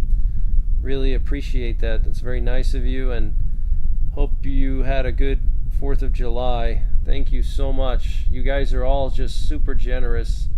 Really appreciate you guys. Thank you so much. Tanya says I'm good. Yeah, cave crickets are just giant crickets. They look so gross, and they're hard to kill because they jump so far. You know, they're like crickets on steroids. They're like massive crickets. You know, like bigger than grasshoppers. They're hard to kill. You know, they look like aliens almost. Like they're just so nasty.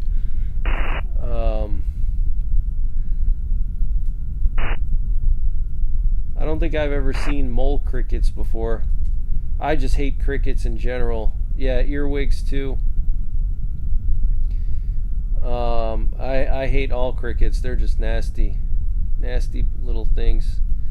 They're like jumping roaches. That's basically what crickets are. People don't realize, but crickets are just jumping roaches. That's literally what they are. Rodney Middleton, thank you so much for the donation. I really appreciate it. Hope you're having a good night, and it's always fun to hang out with you. Yes, I am next to a fan. It's hot over here. I don't have an AC in this room, so it gets pretty warm in here. So, yeah, crickets do make good fishing bait.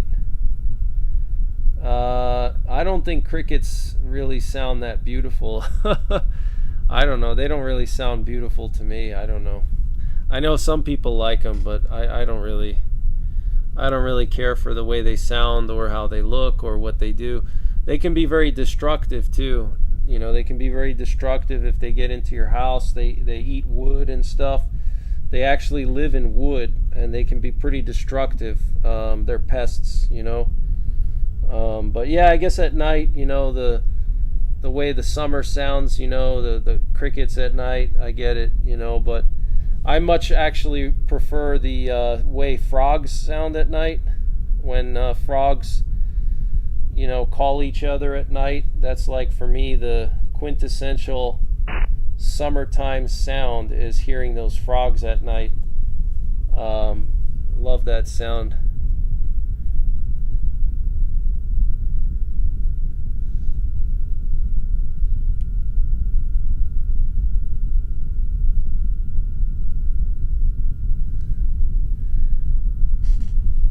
How's it going, Tam and Rod? Yeah, cave crickets are real. Look them up. They look like aliens. They're like regular crickets, like 5 times the size of a regular cricket.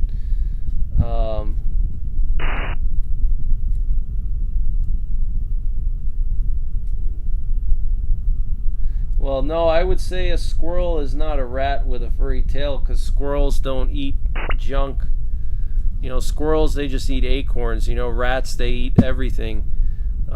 Squirrels don't eat meat, you know, so I wouldn't say squirrels are the same thing as rats. But crickets are just like roaches in that they eat everything, you know.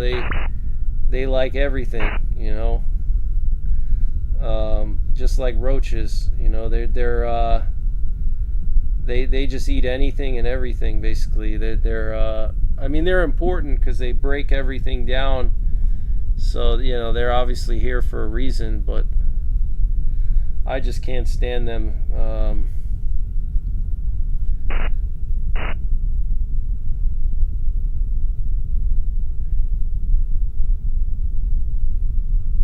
Yeah, look up cave crickets. I remember one time I was looking at a house in the Poconos in Pennsylvania, and I was walking in the basement, and I turned the light on, and there was this giant cricket, like the size of my hand. I was like, what the hell is that? I mean, it looked like an alien, you know. I mean, and it was like jumping around, and they can jump like 10 feet, you know. And you know what's crazy about them is they're known to jump at you. It's like a defense mechanism. If you confront one or spook one, they'll jump right at you, which is like even more creepy.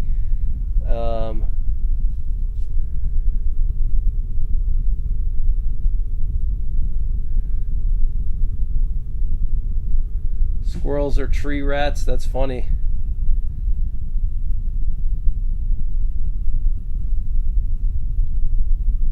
Liz Smith says, Coeur d'Alene, Idaho would love to have you. It seems everyone in our church is into hunting and fishing.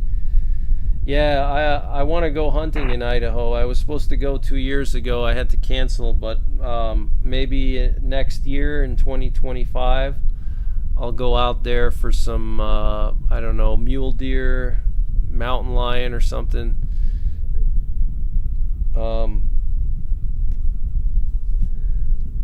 Yeah, Idaho is beautiful.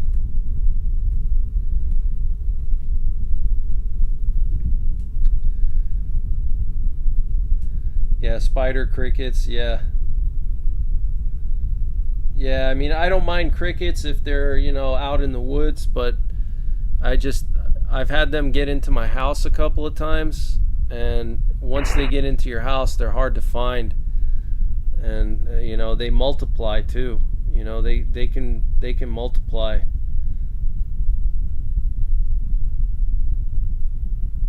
Liz Smith says, sounds great. My husband and I will host you. Oh, that's so nice of you. That's awesome. I'll have to keep you in mind. Okay, Ingrid Stewart, have a good night. Thanks for tuning in. Jeffrey says they're in Nampa. Vanessa says I'm getting bugged out. Thanks again, Kate of Buckingham. Thank you so much for that generous donation. Really appreciate you, and it's always good to see you in here. Thanks for hanging out and tuning in. It's good to know that you still watch. But yeah, we have this U.S. Navy recon drone off the coast of Lebanon right now, so not sure what's going on over there.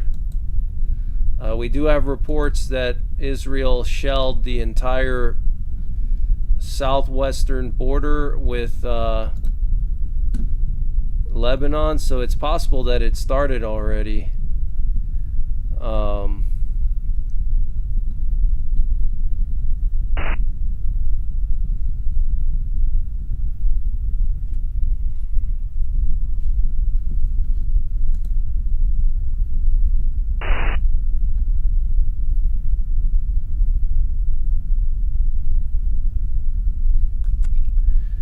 So yeah, we're hearing that Israeli artillery is heavily shelling a number of Hezbollah positions along several miles of the southwestern Lebanese border. So potentially this could be the beginning of the war. We'll have to see. Israel also assassinated some top commanders of Hezbollah recently.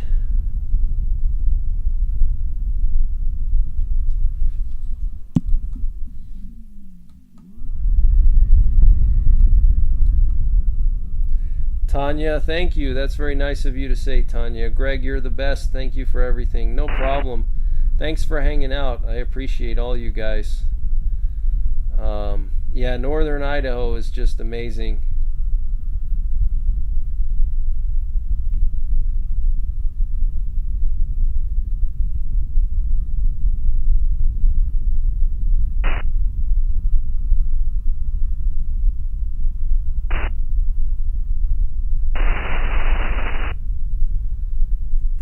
Oh yeah, Rodney Middleton, I gotta share the video of that knife that you sent me.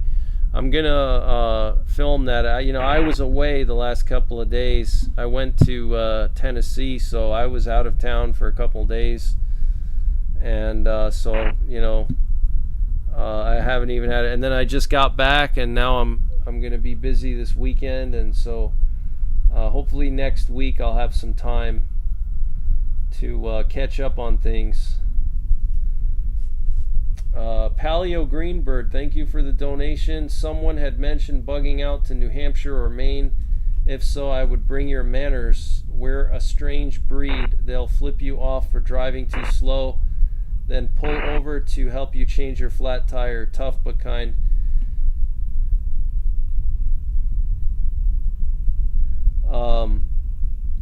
Thank you, Paleo Greenbird, for that donation. Yeah, I've heard that New England drivers can be very aggressive. They call them mass holes, and it's true. I've driven through Massachusetts a few times, and people were pretty aggressive, much more than even in New York. And New York drivers are pretty aggressive, very aggressive, probably one of the most aggressive in the country. But that's good to know about New Hampshire and Maine.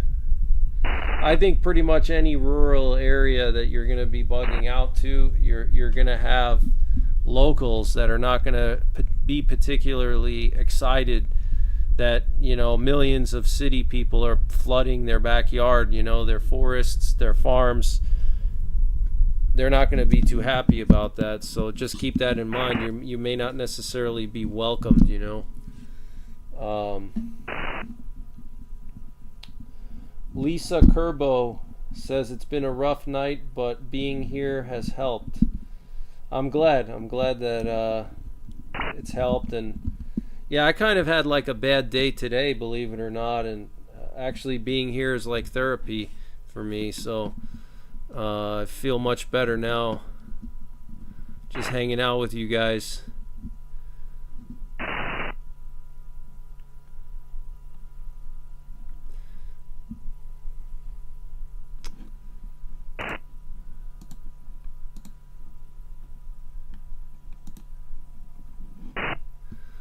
Let's see, we got some breaking news coming in.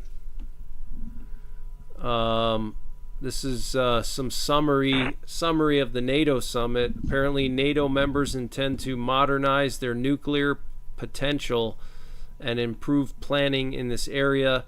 NATO states will support Ukraine on its path to irreversible membership in the Alliance and Euro-Atlantic institutions. NATO will continue to support reforms in Ukraine in the field of security and democracy. Progress will be annually assessed to ensure that these reforms are on track. NATO will send Ukraine an invitation to join the bloc when the allies agree that Ukraine has fulfilled all the necessary conditions. NATO plans to deepen cooperation with Indo-Pacific countries. NATO countries have maintained a defense spending commitment of at least 2%. NATO aims to strengthen its presence in the Middle East and Africa. NATO is beefing up its air defense and missile defense capabilities, including the use of the new Aegis Ashore in Poland. So that's kind of a summary of the NATO summit, which today is the last day, or tomorrow, whatever you want to call it, Thursday, is the last day of the NATO summit. It would be fun to see what these guys say at this summit, but I can't find a good source. Anybody has a source, maybe we could watch some of it right now.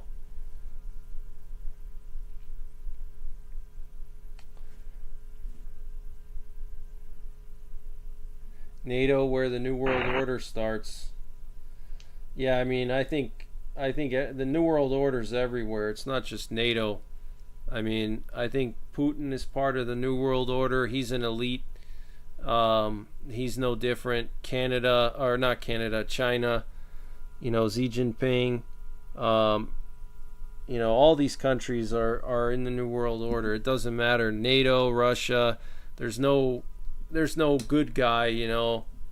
They're all in it together, you know. I mean, just look, Putin went to Klaus Schwab's School for Young Global Leaders. You know, Klaus Schwab and Vladimir Putin were best buds, and actually Putin was one of Klaus Schwab's top proteges, you know. So, you know, I think basically every world leader, whether it's Putin, Xi Jinping, Biden, Trump, I think all of them are in the same. They're all Bilderbergs. They're all members of secret societies. You know, if you pick and choose who you think is part of the secret societies, then I really feel bad for you, because you know all of these leaders are part of secret societies. Even Trump. I know I'm going to probably offend some people by saying that, but he's in secret society, you know. You know, the Bilderberg meetings, look it up, you know. Read about the Bilderbergs. Oh, what's that? That's weird. Mainsail, Doom 72, radio check, 11175. Radio check.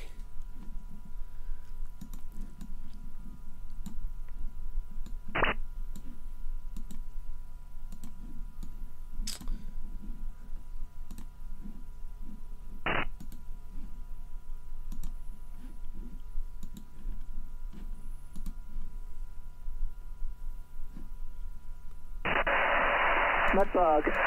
Doom 72. Radio check 11175.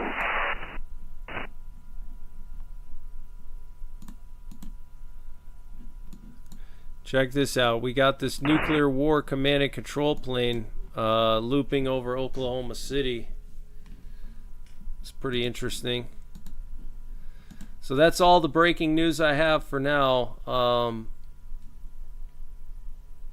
I will be back tomorrow with more breaking news, but I'm going to leave the stream going and I'll hang out with you guys for a little while longer here. Yeah, I know this may not sound too popular, but I personally... Last caller, this is mainsail, I have you Lima Charlie, Helmy, over. Mainsail, this is Doom 72, have you loud and clear as well, thank you. Yeah, so this may not be popular, but you know, I personally don't trust Trump. I know a lot of people think he's the savior, but I don't trust him simply because of some things that he's done when it comes to firearms. You know, he supported red flag laws, and he supported raising the age to own an AR-15 to 21 nationwide. And he also banned the bump stocks. It was actually under Trump that bump stocks got banned. So,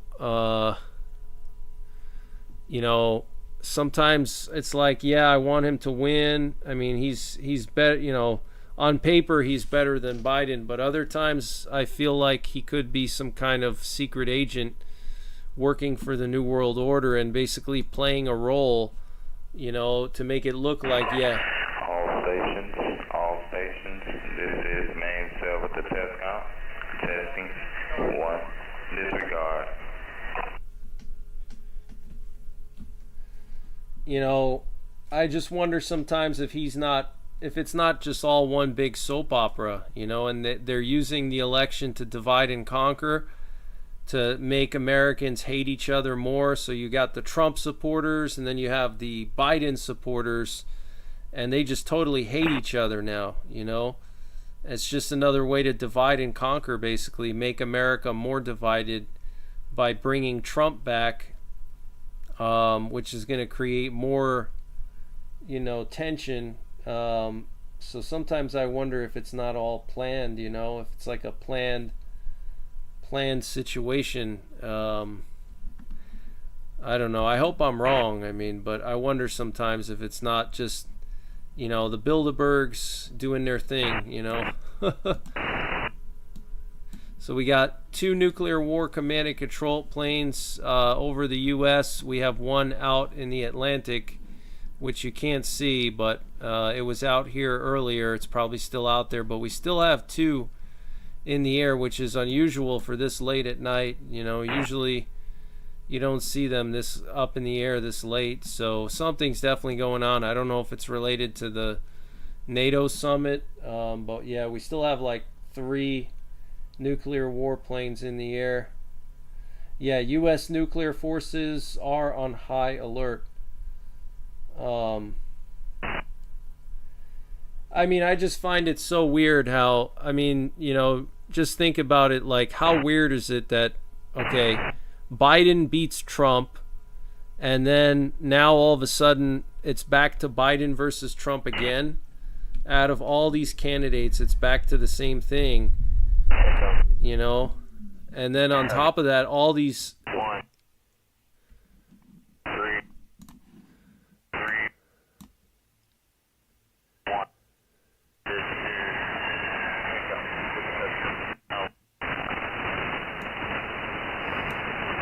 Just had a test count there. I mean, it's just I just find it really strange that, you know, all these felony charges against Trump, and then suddenly he's able to run for president with, you know, whatever, 100 felony charges, and he's able to run still. and they suddenly postponed his sentencing to September. I don't know. I just feel like it's sometimes, I mean, don't get me wrong. I would love for there to be a better president than Biden, and it seems sometimes like Trump is good, but other times I wonder if it's just all scripted. So hopefully I didn't upset too many Trump supporters. That wasn't my goal.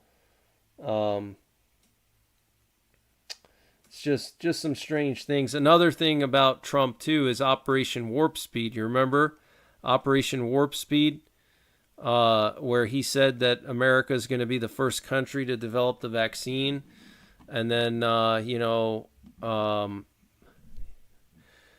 so he gave over control of the government to FEMA during the lockdowns. He was speaking from a podium that didn't have the presidential shield on it.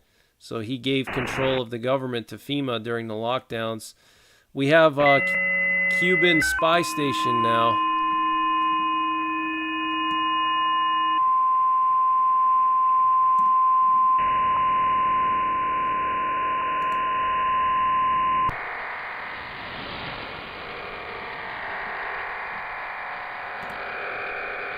He's trying to divide Israel too. Yeah, here we have a Cuban spy station broadcasting instructions to sleeper cells in North America.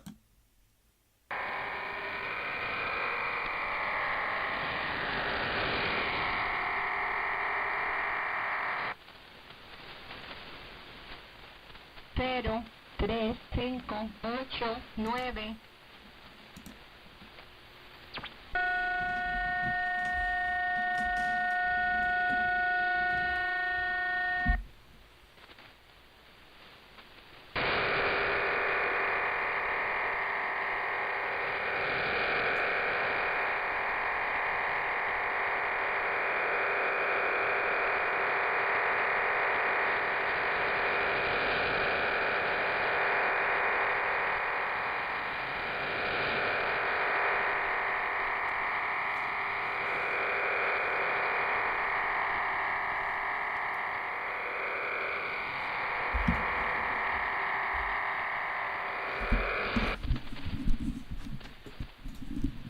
Tres, uno, cinco, siete, seis.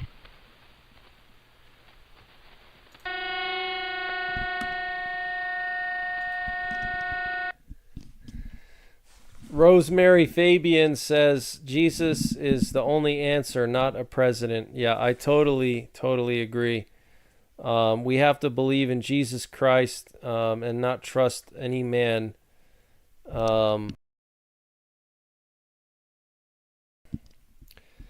I totally agree. We have breaking news. Looks like a 6.7 magnitude earthquake struck in the western Pacific at a depth of 632 kilometers. Wow. This is the second large deep earthquake in the past 3 days. Wow. Project 2025. Interesting, yeah.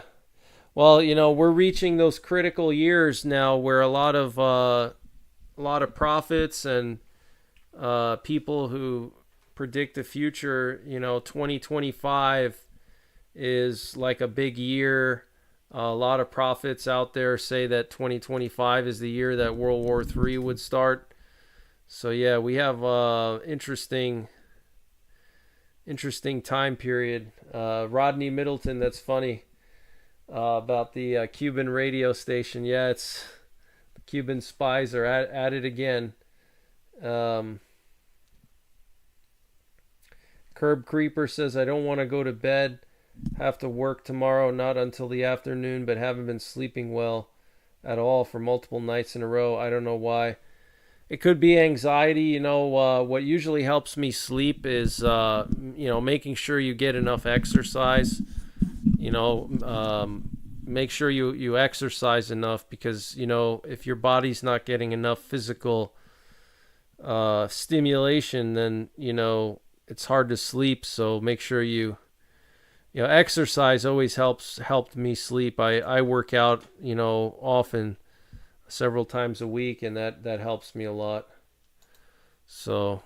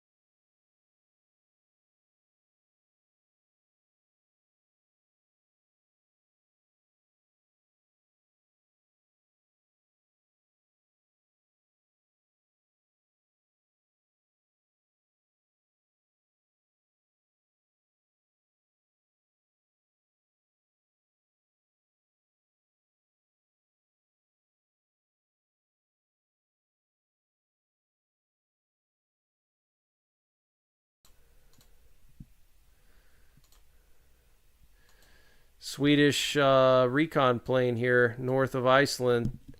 Check it out. Yeah, stimulation is good as long as it's not illegal.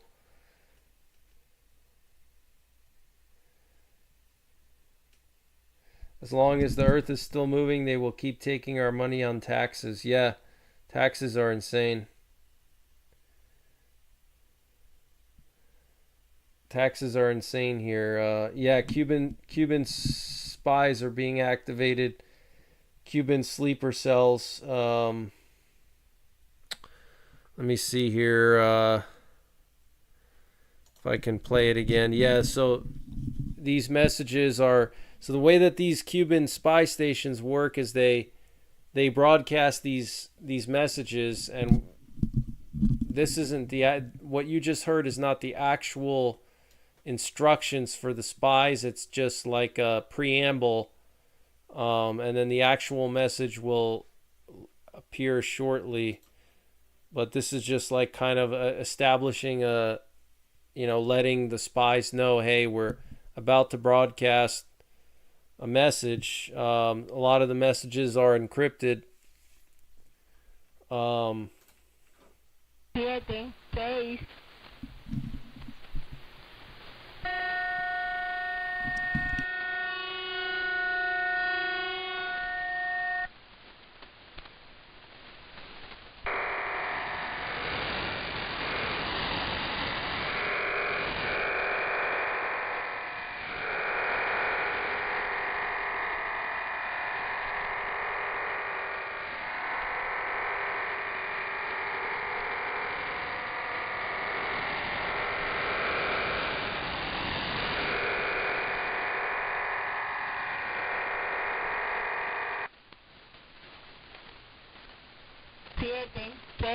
6, 5, 1, 8.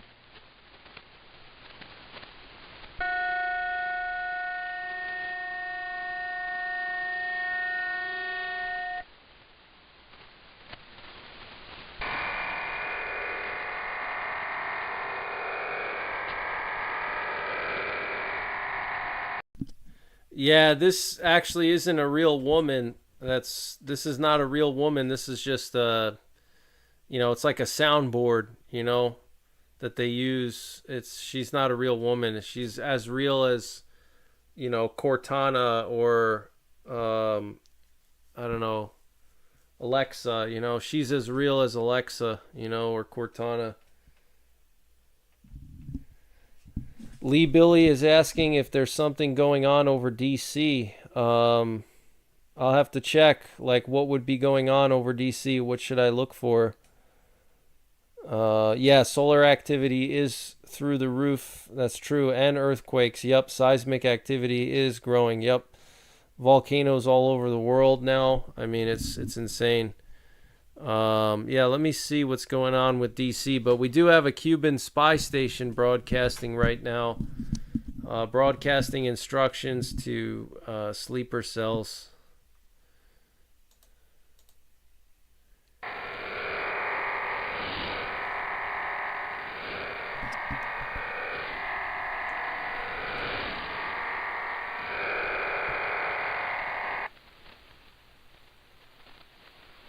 2, 2, 1, 6, 3.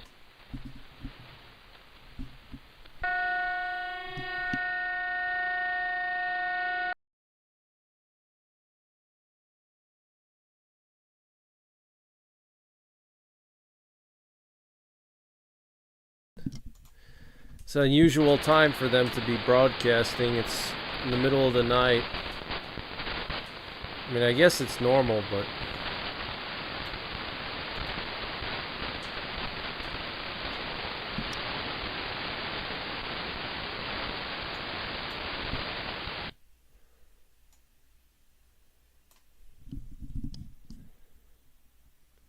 Hey, DW, good to see you. I'm not far from DC. Crickets here. That's funny. Always some funny conversations here, right? Yeah, Lee Billy, you can use caps lock. I officially allow Lee Billy to use caps lock because he's a big supporter. So if you need to use caps lock, go ahead. Let me see if anything's going on over DC. Hold on.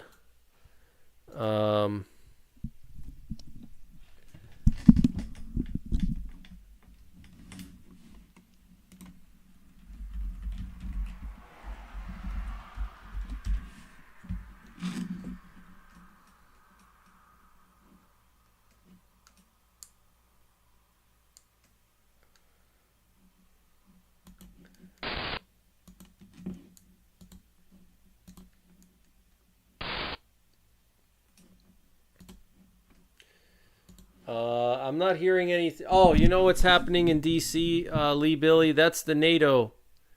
That's the NATO summit. So that's probably why there's all those helicopters there. Because the NATO summit's there. So that's probably just security for the NATO summit. That's what's going on in DC. That's where the NATO summit is. So hopefully that answers the question. Jay Moore says, we appreciate your updates. Someone said they just saw a huge kaboom in Orlando. Oh, wow.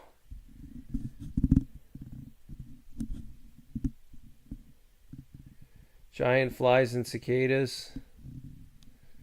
Yeah, we don't get many cicadas here where I'm at, but southern half of Pennsylvania gets more cicadas in the valleys where it's warmer. But in the mountains, it's not. There's not many, hardly ever any cicadas. I've never heard any around my house. Meth lab, that's funny. Yeah, it could have been a meth lab.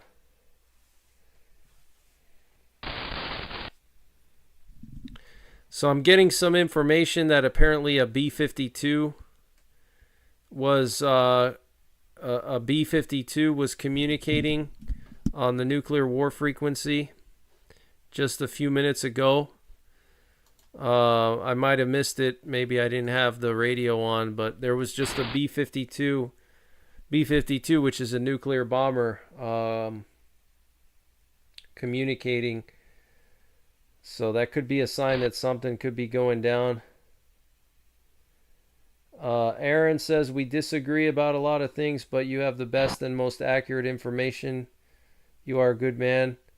Yeah, I mean, I don't know if I have the best and most accurate. I try to have the best and most accurate, but thank you for that. I appreciate it. I try my best.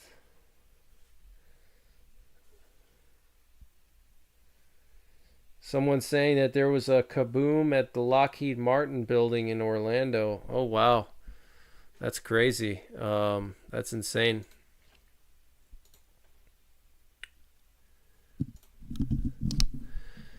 After leaving the NATO summit in Washington, D.C., the Prime Minister of Hungary, Viktor Orban, will travel to Mar-a-Lago in Florida to meet with Trump. Interesting.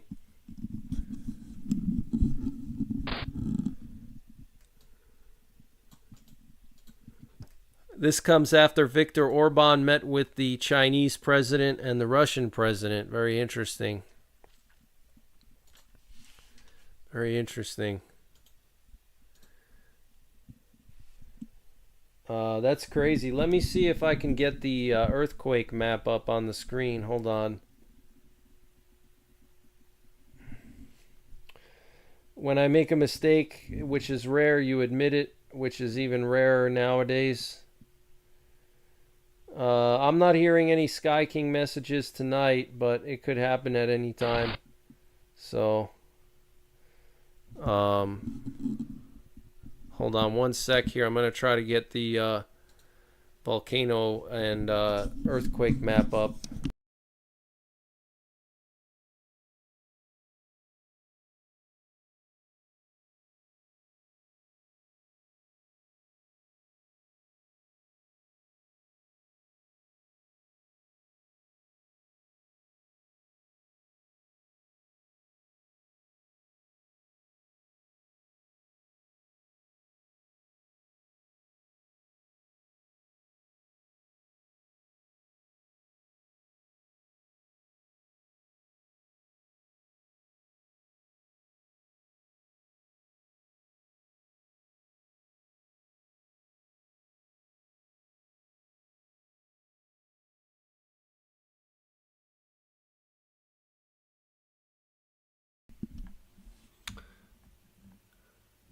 So things are really moving along here. Ukraine is now on an irreversible path to joining NATO after Russia's defeat. This is obviously going to push Putin to do something drastic to prevent Ukraine from joining NATO. They don't want Ukraine to join NATO, and now that NATO is saying that Ukraine will be a part of NATO once the war is over, Putin is going to basically do everything possible to prevent the war from being over. So, he could nuke Ukraine, guys. I'm very concerned about that.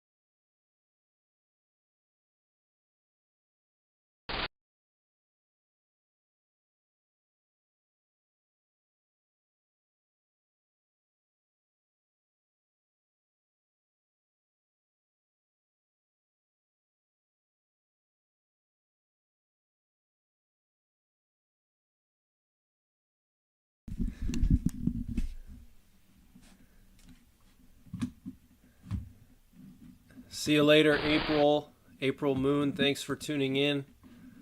I'm checking to see if there's any info on this kaboom in Orlando. I'm not hearing anything about it. I'm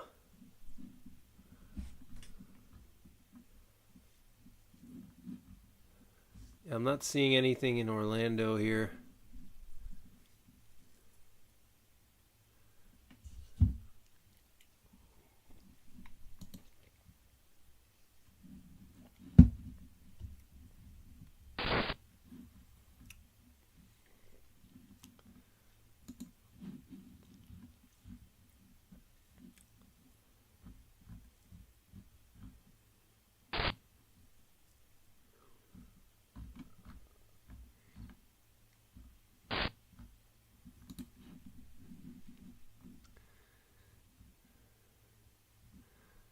Wow, so actually this is the largest airspace violation by China so far this year. 66 Chinese aircraft around Taiwan, 56 crossed the ADIZ. Wow. So that's the largest violation so far this year.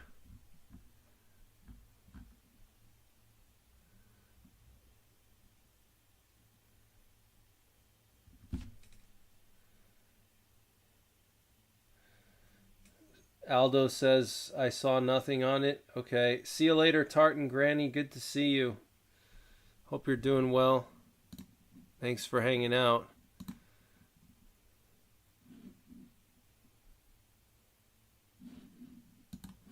Let me just check and see the situation with the earthquakes. Apparently a B-52 was heard by someone I know. B-52 was heard. Oh yeah, 7.1 magnitude earthquake now. Wow. Absolutely insane. In the Philippines, earthquake.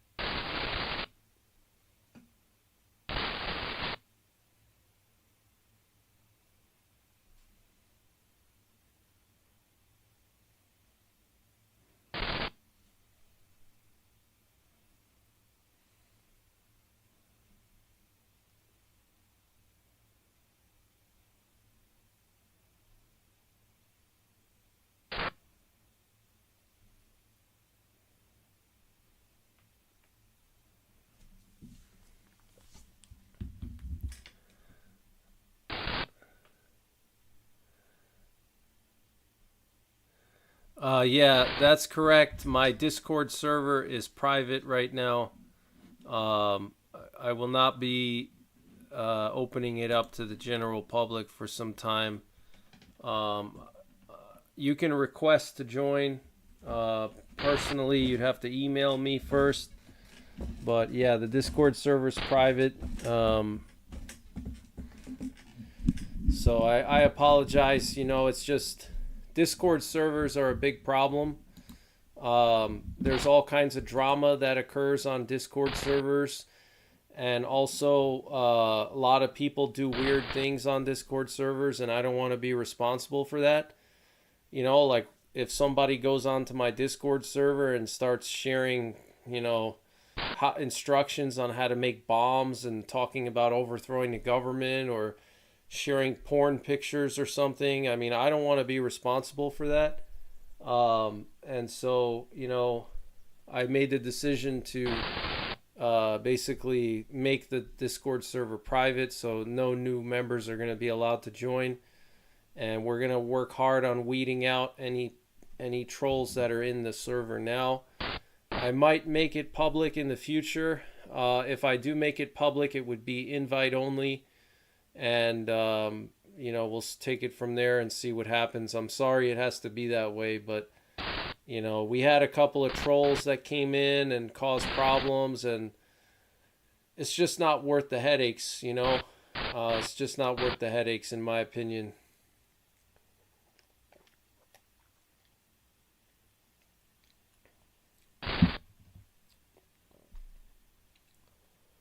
So, yeah. Yeah, Vanessa is a great moderator. I agree. I was debating making it a paid subscription, possibly, if I were to make it public.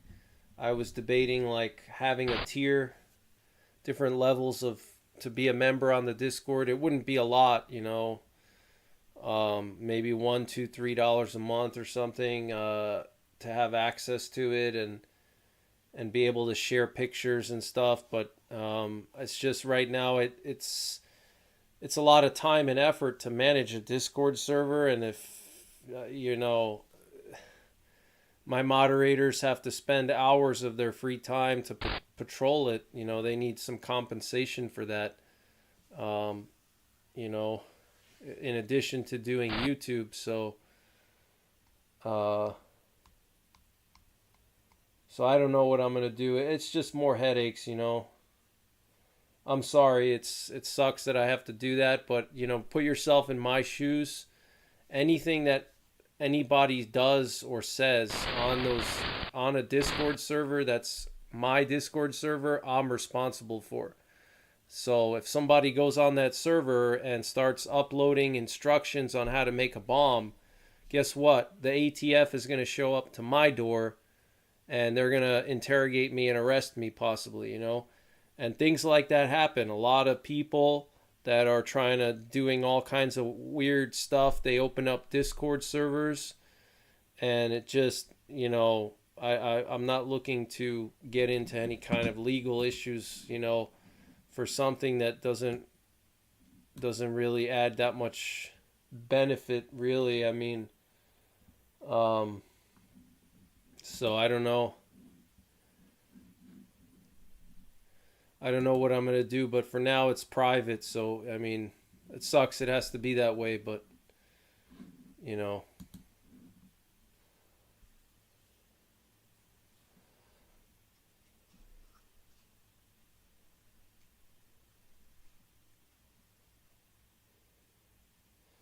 Thank you, Aldo. Yeah, disclaimer doesn't matter. Disclaimer has nothing to do with it. If somebody does stupid stuff on my Discord server, even if I don't get into legal trouble, it could damage my reputation, and it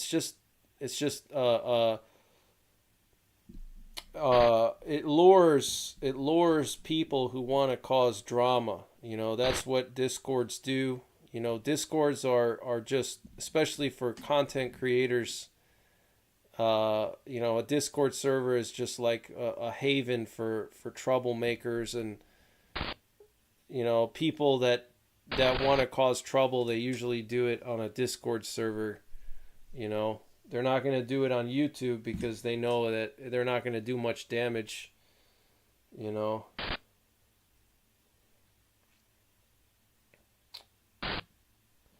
Right, trouble magnet, exactly.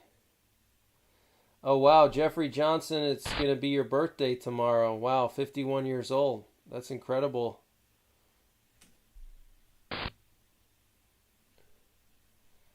That's incredible. Happy birthday. Wish that you have a great birthday, and hopefully you do something fun. What are your plans for your birthday? Are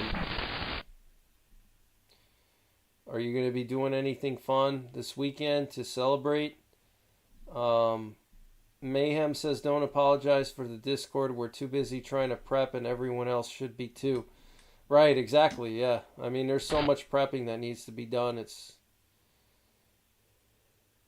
Thank you, Kingdom Daughter. No apologies necessary. We want the best for you and have your back. Thank you, Kingdom Daughter. I appreciate that. Yeah, happy birthday, Jeff. That is awesome. 51. half-century mark. You've surpassed the half-century mark.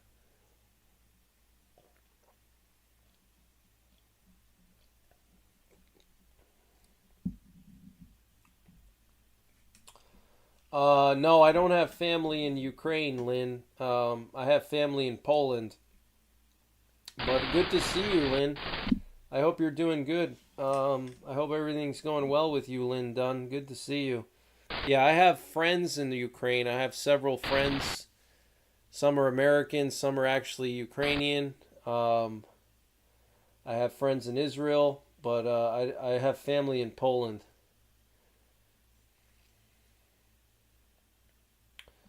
The chat history disappears. That's because of a setting. I might change that setting.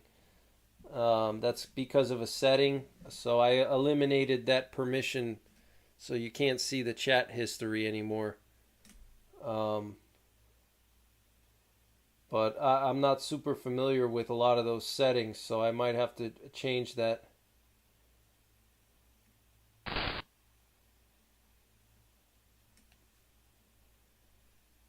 Sarah says, I think if people are upset about your Discord, then they probably don't need to be on it. Right, exactly. Yeah.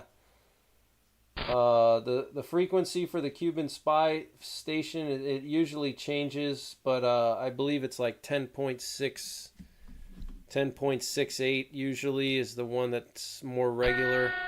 10.86 is their normal one. They're still going at it right now. That's the funny thing.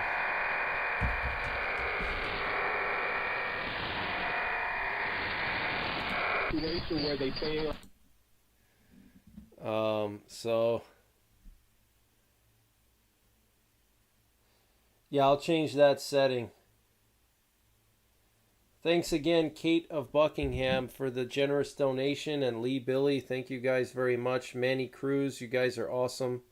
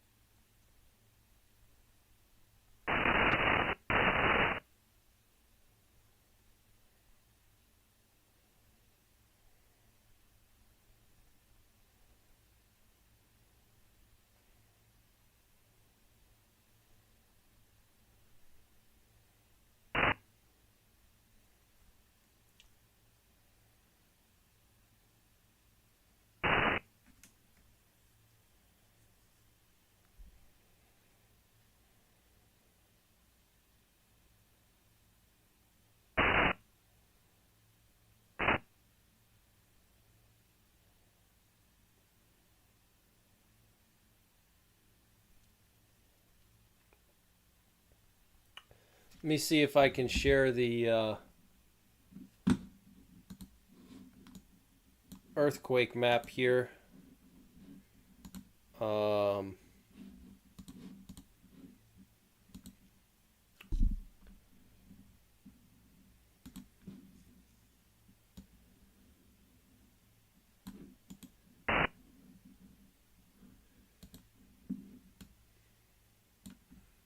So we got this monster here, 7.1 off the coast of the Philippines. Yeah, I'm doing good. Thanks for asking, Everlade. I notice you sound a little more tired. Yeah, that's just because of traveling. I was traveling over the weekend and I just didn't sleep enough. So I was just sleepy because of that. I mean, I've been averaging like 5-6 hours of sleep over the holidays. I didn't get a chance to really like sleep in and catch up, so that's probably why. You may want to tell your family in Poland to evacuate. Well, they can't. They're not American citizens. They're Polish citizens. So where are they going to go? They have nowhere to go. They're not dual citizens. So yeah, they're going to have to stay there but I'm not worried about it.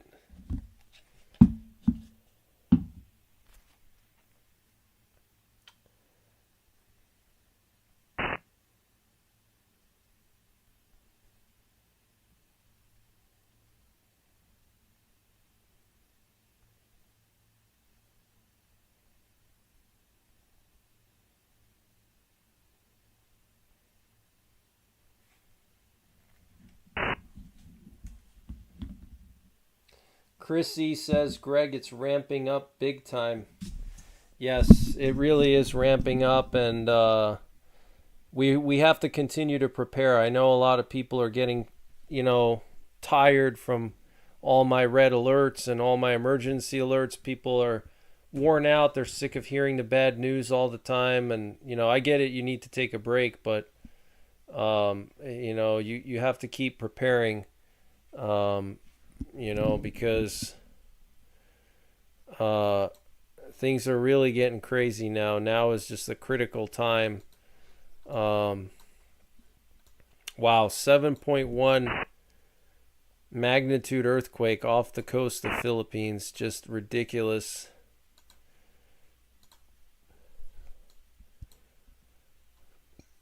Let's just see if there's been anything here in the New Madrid. Let's check up on New Madrid. Past 7 days. Let's see. Oh yeah, there's been a bunch. Look, check it out. Some small earthquakes here in the New Madrid area. 2.3 yesterday. Wow. Right next to the Mississippi. Rodney says 16 nations and Italy are sending an aircraft carrier. Where? Where are they sending the carrier to? NYPrepper says we are told to watch and endure. We can't take breaks. Tanya Womack, thank you for another donation. I really appreciate it. Thank you so much. You're very generous tonight. Thank you. Hope you're doing well. Thank you so much. Hope you're having a good Wednesday night.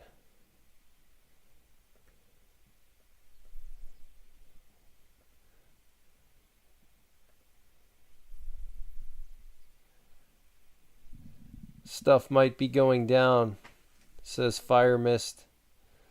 Thank you, Tanya. Thank you so much. It's always good to have you in here. There's a lot of internet outages. Exercise pitch black. Oh, I think I heard of that. Yeah, that's where is that again? I've heard that name before. I think I reported on that like a week or two ago. Where is that supposed to be? I can't remember. What's going on, Linda? Oh, Darwin. Okay, yeah, off the coast of Australia, right. That's what I thought.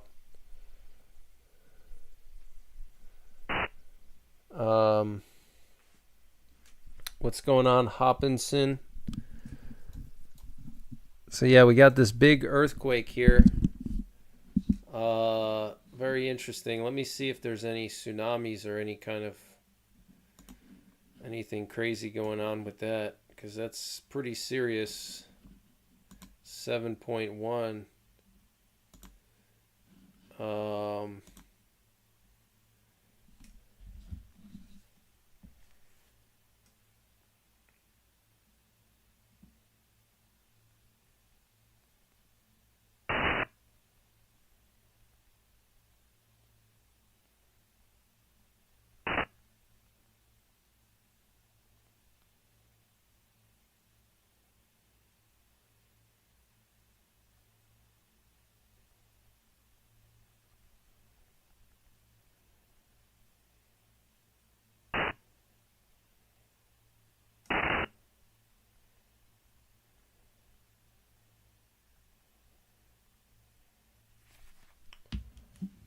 Yeah, very deep quake. Yep, very deep quake. No Wi-Fi in Illinois. Interesting.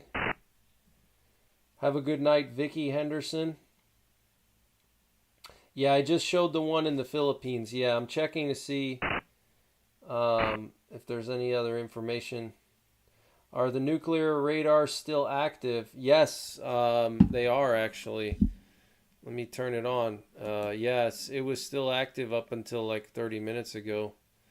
They're still going on.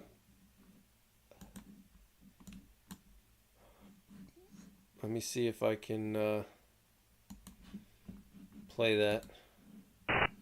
Oh no, looks like it just turned off. I think it just turned off. Let me see. Yeah, it looks like it might have just turned off.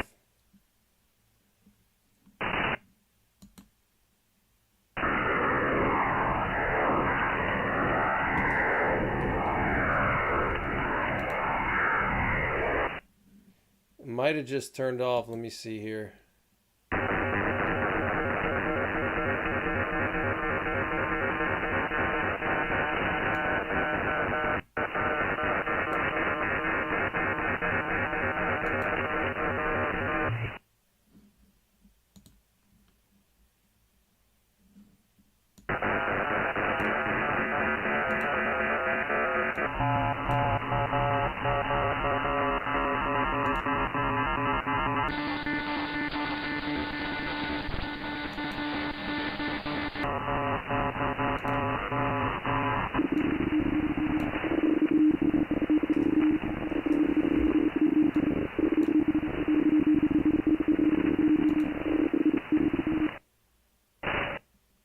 Yeah, it's off for now.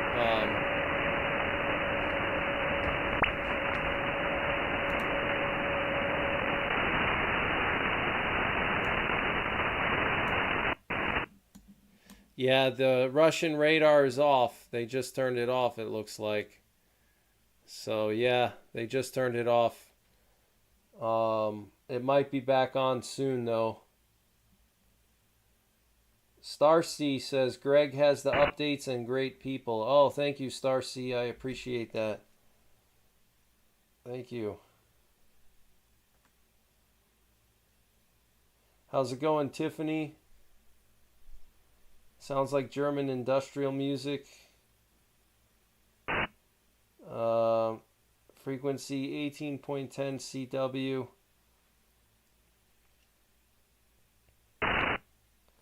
Yeah, thank you, Starcy. That's a nice thing to say. 11,000 people have reported internet outages. Interesting. What's going on, Forest One? Let me check and see if there's any new updates here.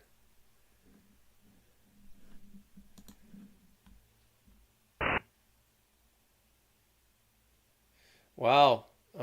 Pennsylvania is going to be getting a new license plate. Wow. It looks pretty cool, actually.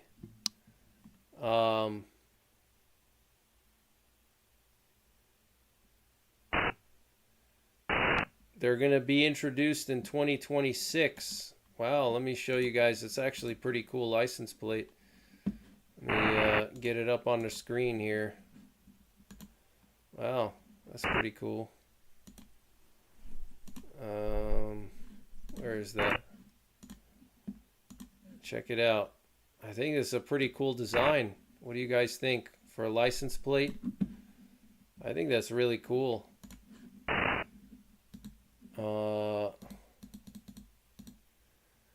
Got the Liberty Bell, and then it says Pennsylvania, let freedom ring. I think that's cool.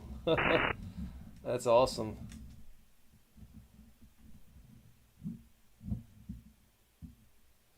My slavery is 40 hours a week. Yeah, I mean, everybody, we're all slaves to the system, you know.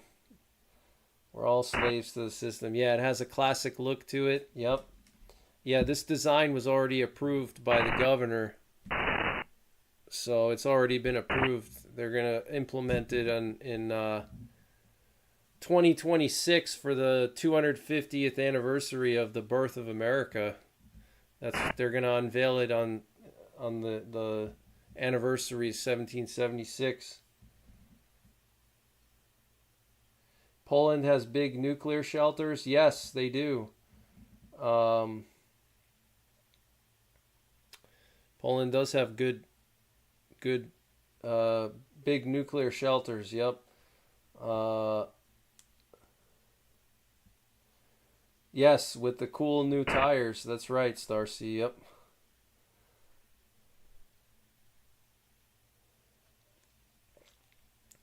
Got some more videos on the tires and the truck coming out this week. Just haven't had a chance to upload them. Maybe I'll release one tomorrow. Yeah, it's much better than the blue and yellow that they have now, which kind of looks like the Ukrainian flag. They have blue on the top, yellow on the bottom, which I'm guessing represents the wheat fields.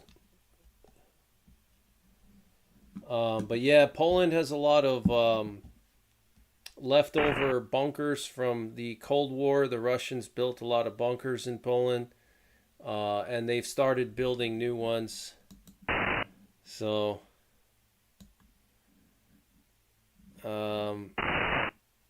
they started building new ones. The capital city of Poland, Warsaw, is trying to build a whole bunch of bunkers. No, I'm still here.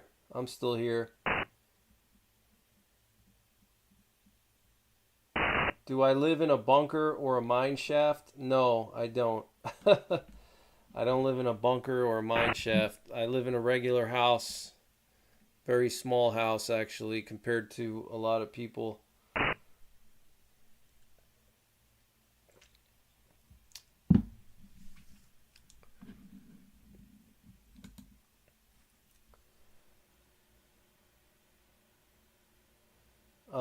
Yeah, I guess California played, although California's red. They have the red letters, but California has the script. They have the script. This has more of an old-fashioned look to it. The letters and the numbers have like an old-fashioned look, which I think is really cool.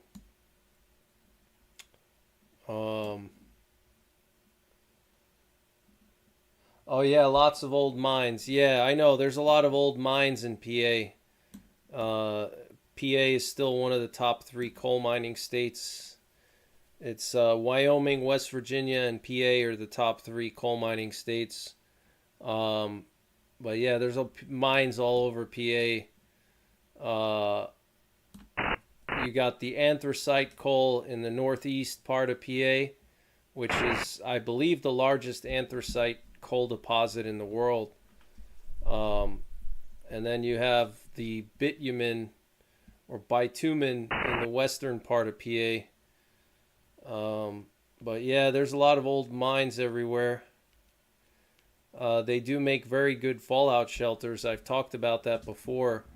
As long as the mine is stable, there's also a lot of old tunnels here from back in the day when they built, railroads all over the mountains here to transport lumber and coal in the early 1900s.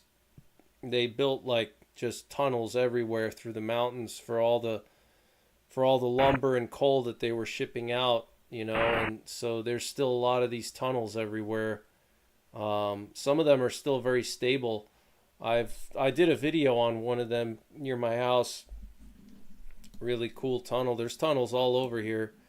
They're actually kind of creepy when you go inside because a lot of them are so dark you can't see the other side, or if they're curved, like a lot of the tunnels.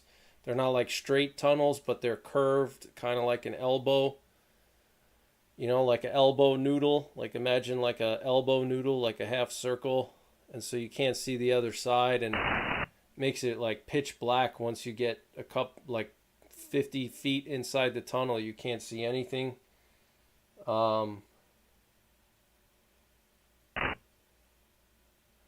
Mud flood conspiracy tunnels.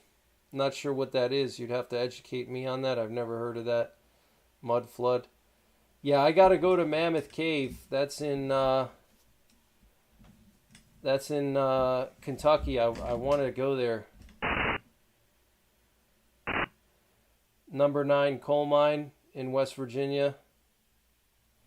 Some big underground mushroom farms in PA. Interesting.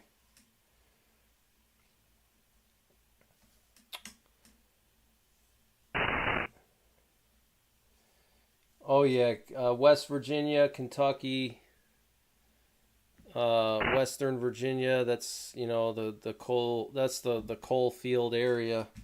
Pennsylvania doesn't have as much coal as West Virginia as far as bituminous coal. They have the most anthracite coal though in the whole country, which the anthracite coal is still very very high in demand because they use it for steel production and because anthracite burns very hot, so they still use it actually.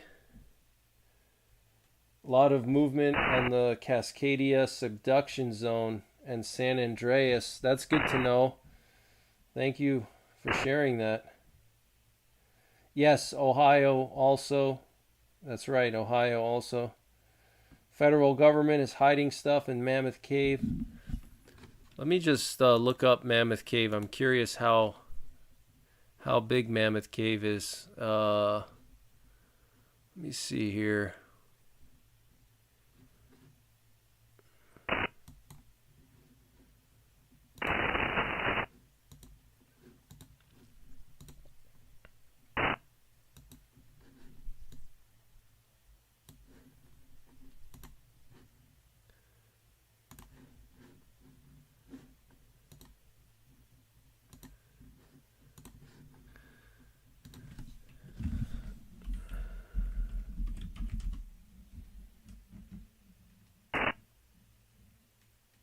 What's going on, Carrie Richardson? Good to see you. Many parts of the cave are no access. Good night, Tamanrod. Good luck on your appointment tomorrow. I hope it goes well. Good to see you tonight.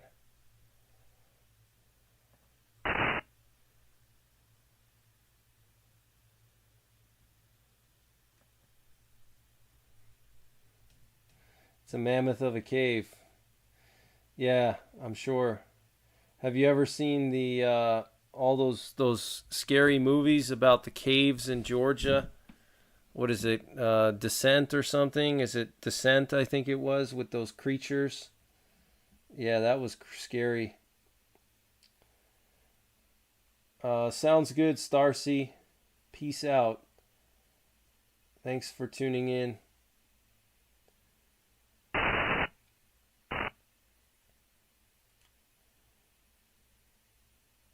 Yes, Redneck Prepper. I remember you gave me the cave thing. Yes, I have that. I was gonna use it to make a video, but I just never had a chance.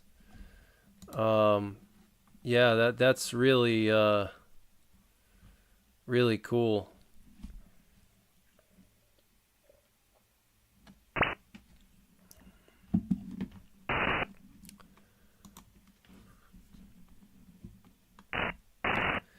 Yeah, Mammoth Cave is insane. I gotta go there. How big is that? Isn't it like thousands of miles or some crazy thing like that? Those caves, the Mammoth Cave. It's like ginormous, I heard. All over the U.S. Yes, I do. Yep, Redneck Prepper. I do have that still. I have it saved on my computer. Very useful. Lebanon right now is quiet. Let me double check though. We have a fire in Crimea.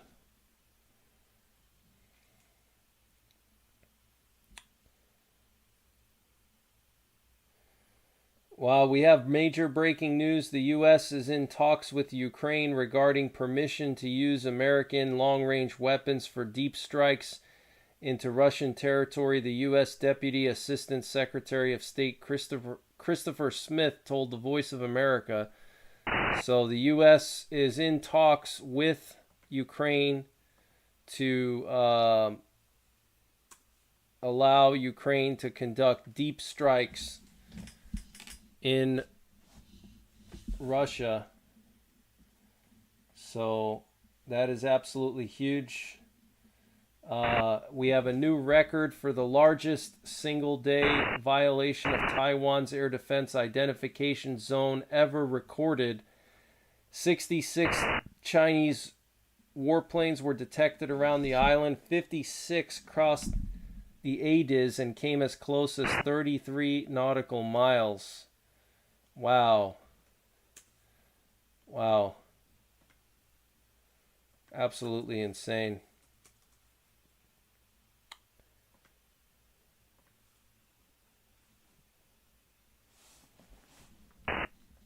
Got a huge factory on fire in Moscow.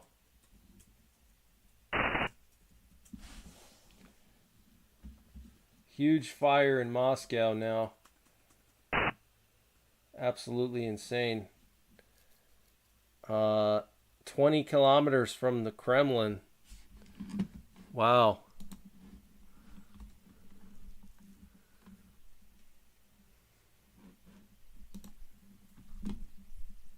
Let me just check up on some of these flights here. So yeah, we got the Sentry over here. Got the Sentry. Man, they're just patrolling this area like crazy. Looks like we got some activity here over Lithuania. Interesting. We got a nice cool breeze over here. Cold front just came through. Got the window open. We got some nice cool air coming in.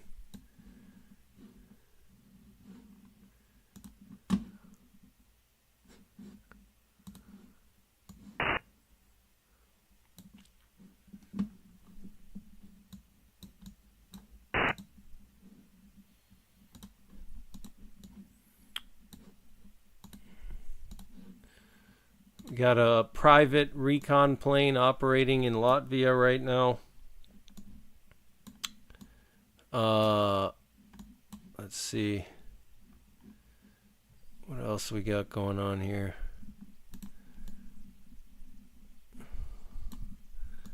Got this Navy drone still doing its thing. Wow, I can't believe we still have 2 nuclear war command and control planes in the air. My guess is it's because of the Nato summit, and they're just on high alert for that. But, yeah, largest violation of Taiwan's ADIZ ever. 56 Chinese planes flew into the ADIZ. 56. That is just absolutely ridiculous. And then some kind of strikes in Crimea. In Yevpatoria, there were some strikes.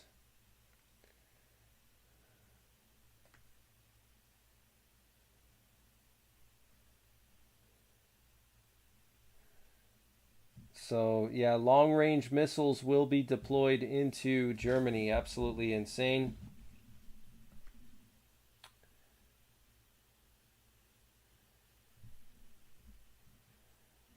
NATO has officially posted on their Twitter account that they've started the process of transferring F-16s to Ukraine. So, absolutely crazy. They will be flying in Ukraine this summer. Stoltenberg has announced closer cooperation between NATO and Ukraine.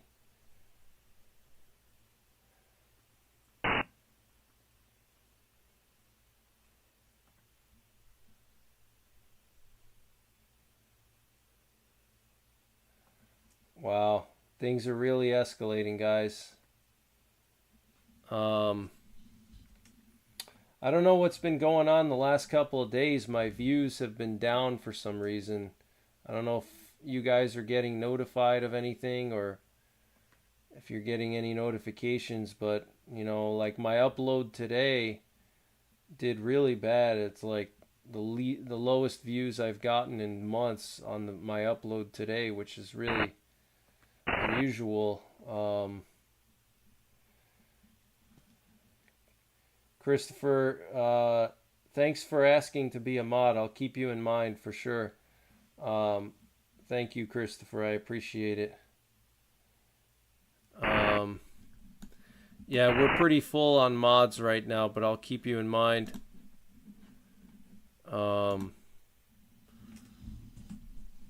Thanks so much for the offer, though. Mammoth Cave is the world's longest known cave system with more than 426 miles of mapped passageways. Yeah, I mean, Mammoth Cave, you could use that as a nuclear war shelter, you know? I mean, it's just like the perfect place for nuclear war.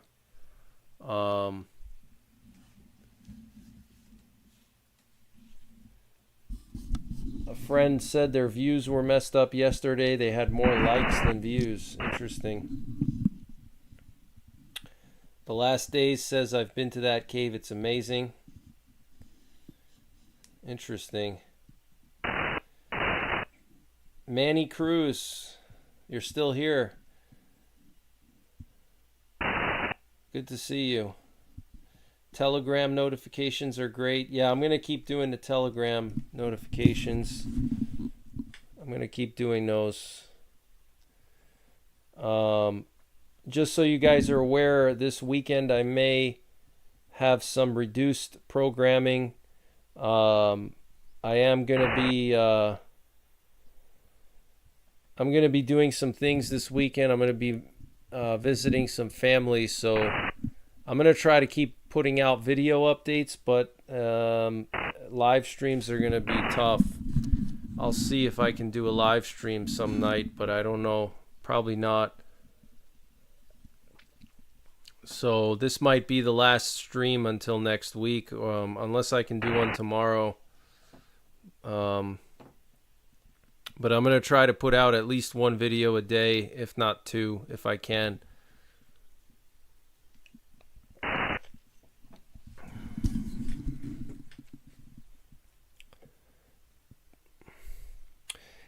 British Columbia is going to be testing their emergency alert system on November 20th. That's very interesting.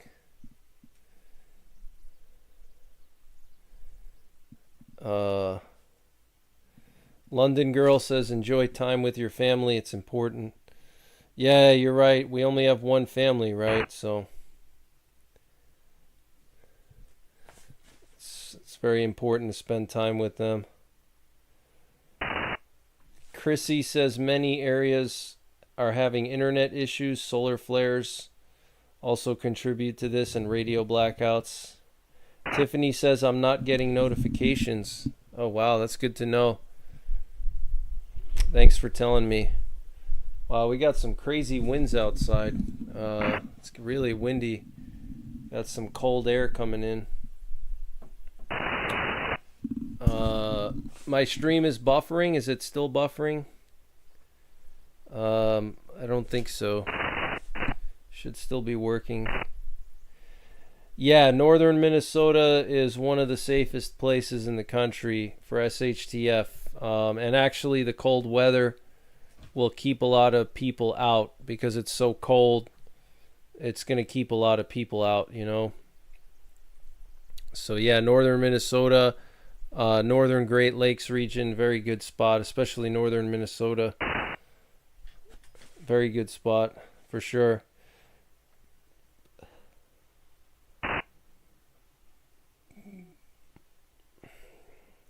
Sarah says, don't believe the numbers. Have faith in those who watch you. Thank you. I do have faith in you guys. Thank you guys so much.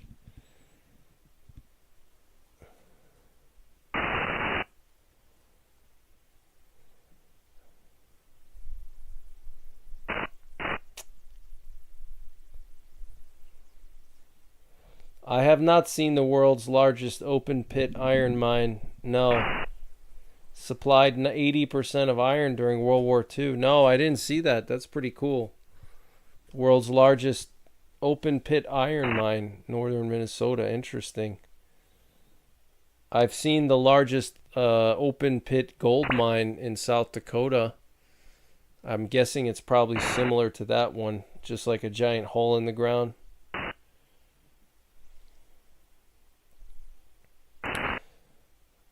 Good night, Vanessa. Thanks for tuning in. Red alert in Israel. The Rock says no notifications. Okay. Yeah, the notifications consistently have issues on YouTube. Alerts coming in for Israel now. Thank you, Vanessa.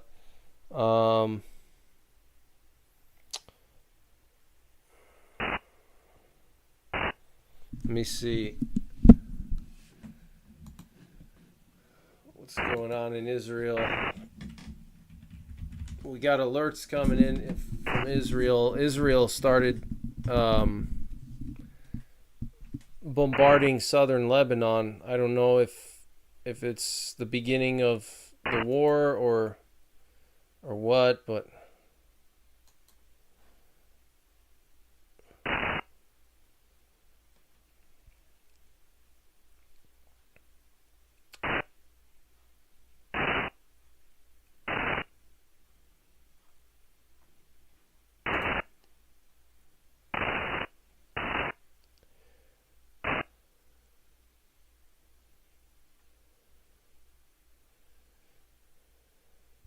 just checking to see if there's any updates here.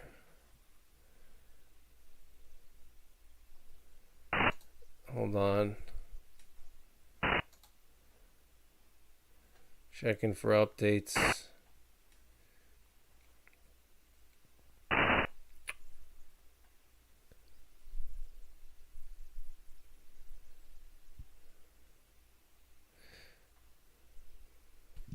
The alerts keep coming. 7 in like 30 seconds. Oh, wow. Yeah, no missile alerts in Ukraine right now. Is there any activity going on in the Black Hills? They could be flying with their transponders off. Let me see. Could be flying with the transponders turned off.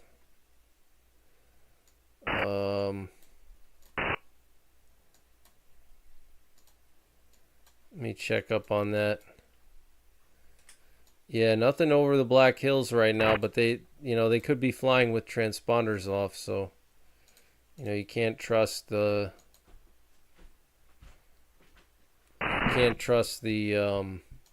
flight trackers always.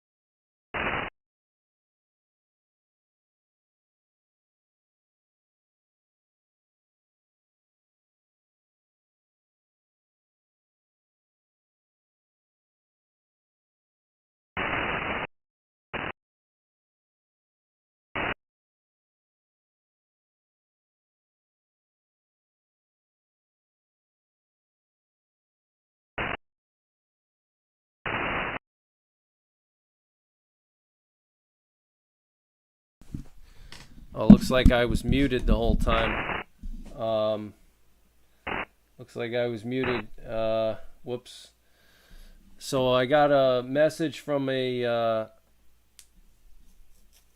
follower saying that there's been an unusual amount of warplanes over Britain near Kent and East Sussex. Don't know the type, but they have been flying over more than before the last few weeks. So some unusual activity in Great Britain. Check this out, guys. We got these two aerial refuelers from Alabama working their way over to Germany. That's interesting.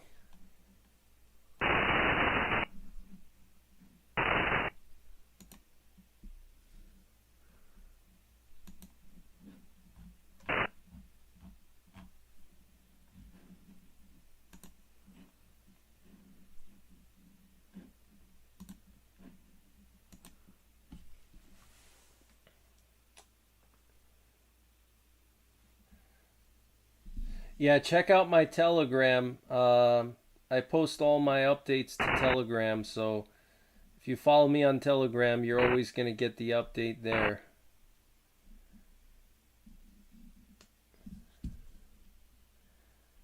So yeah, follow me on Telegram.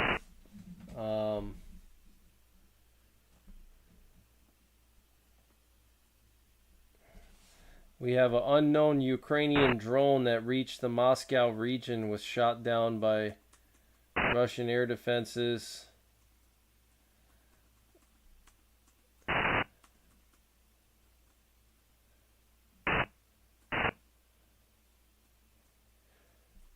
Apparently there's huge fires in Yevpatoria in Crimea right now.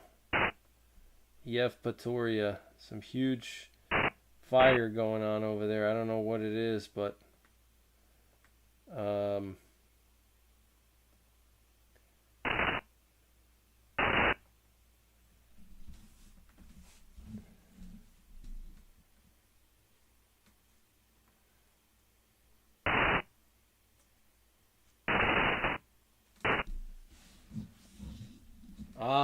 now I know why the Iranian president was going to St. Petersburg.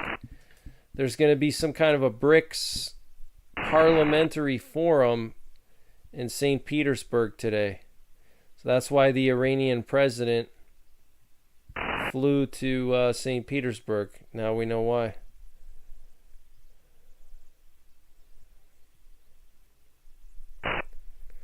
Interesting.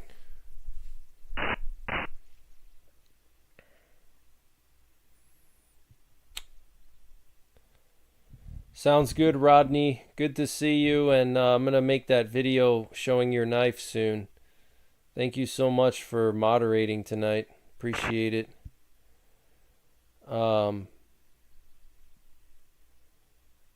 TR3B flew over a few years back.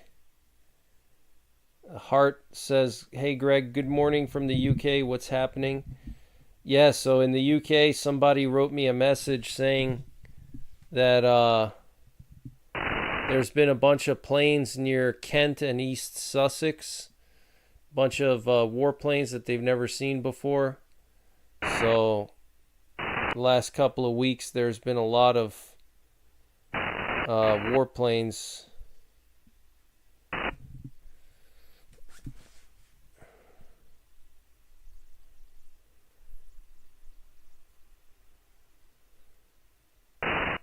Sussex is rich. Good night, Rodney Middleton. Have a good one. I guess, what is it, evening time over there? Let me see if I can find some video footage from the NATO meeting.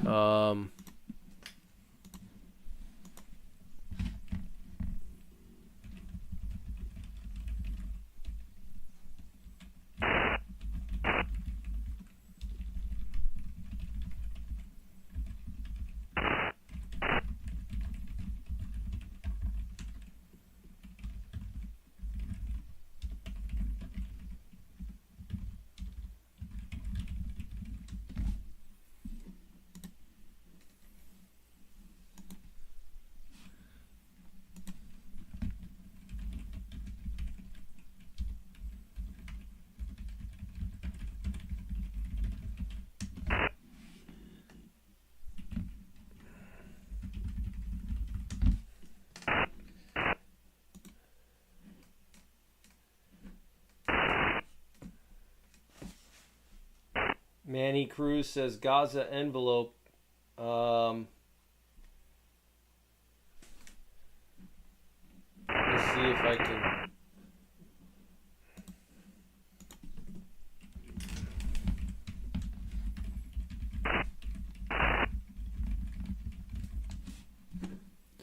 Let me see if I can open up the alert here.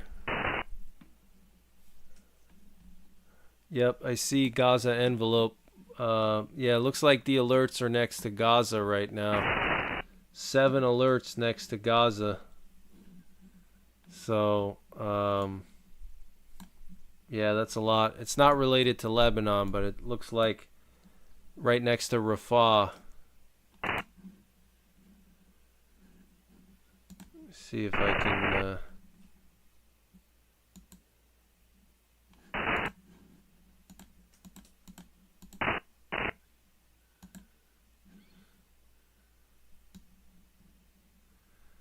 see right next to Gaza near Rafah is where those alerts are. Missile alerts in Ukraine. I'm not getting any on my phone, so I'm not seeing any.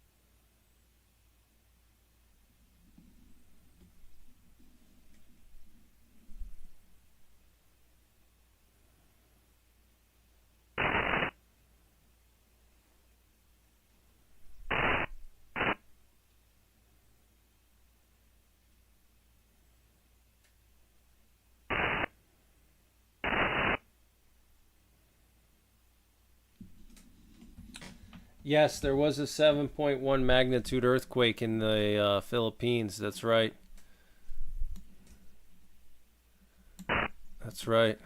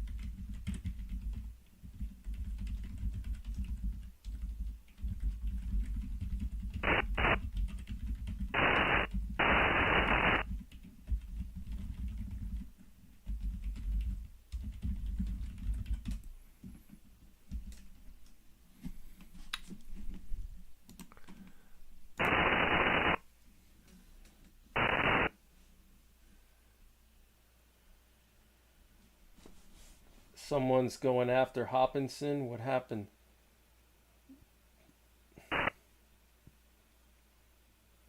What's going on, CPL Vexing?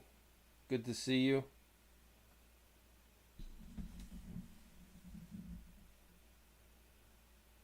Chrissy says that means Hamas has somehow received more weapons from Iran.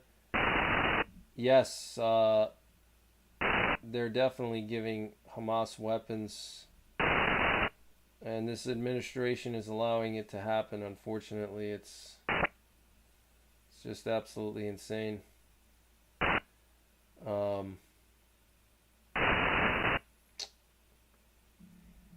Yeah, I think any day now we're gonna see something happen in Lebanon.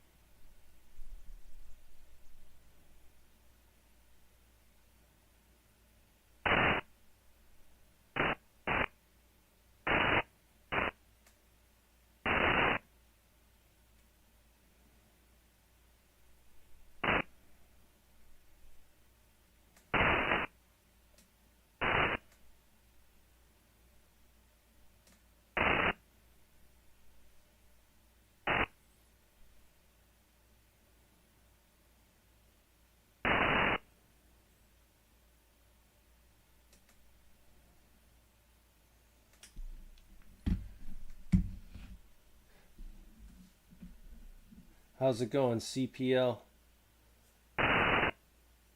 No, I don't think Biden is gonna drop out. No. Oh, three oblasts are in red. Yeah, that's pretty normal. They usually have those up all the time in like Eastern Ukraine. They always have those three oblasts. That's pretty normal. Yeah, I didn't get any alerts for the rest of Ukraine though. Um,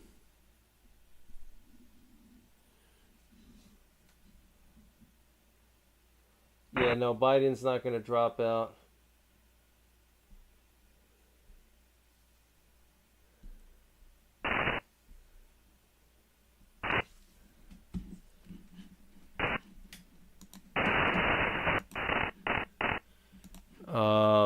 Trying to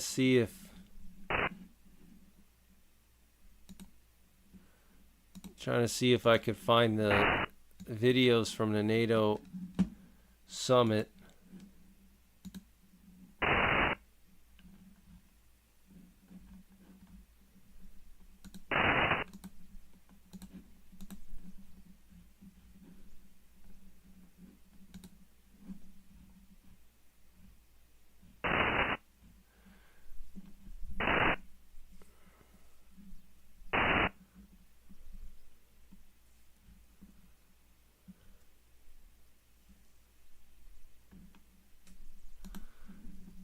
So I'm gonna step away for a little bit. And I'll be back in a little bit to check up on the stream here.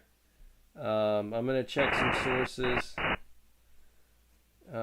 Quick update on the situation. Yeah, the situation is that the U.S. is gonna be moving Tomahawk missiles, hypersonics, and SM-6 missiles to Germany. That's the big news. So yeah, lots of stuff going on. Poland's going to be building this massive fortification line. Yeah, stock up on medical supplies, vitamins, health supplements, antibiotics. That's right. That's right.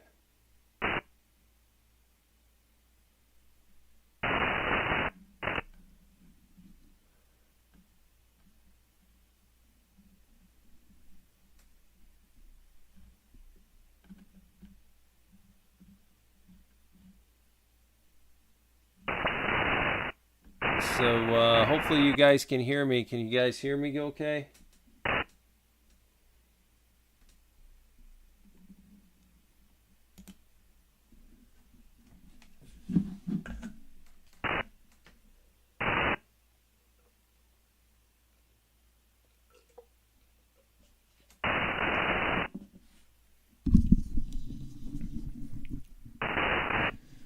Okay, yeah, you can hear me?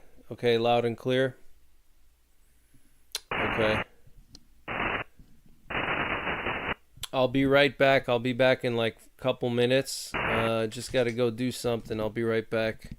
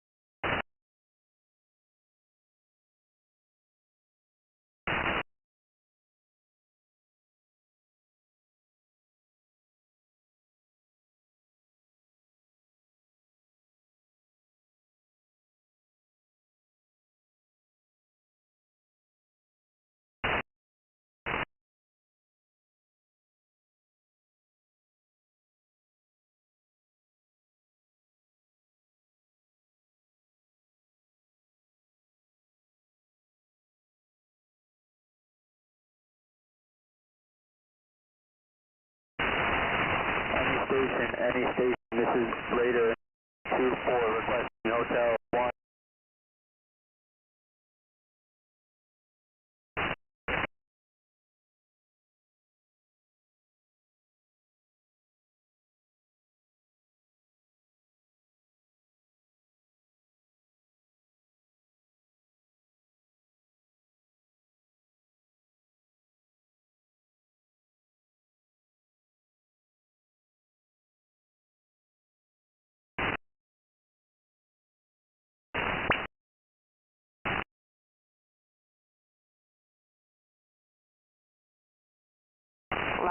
Last caller, this is ready made. Say again, last over.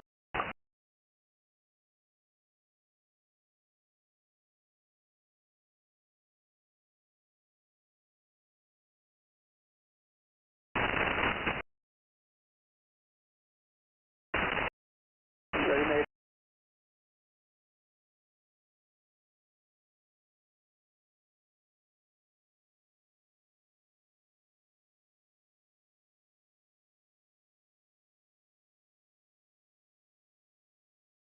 Raider 1, Raider 1.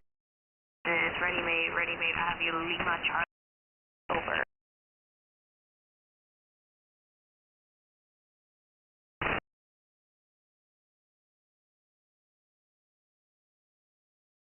Ready made, this is Raider 9-2.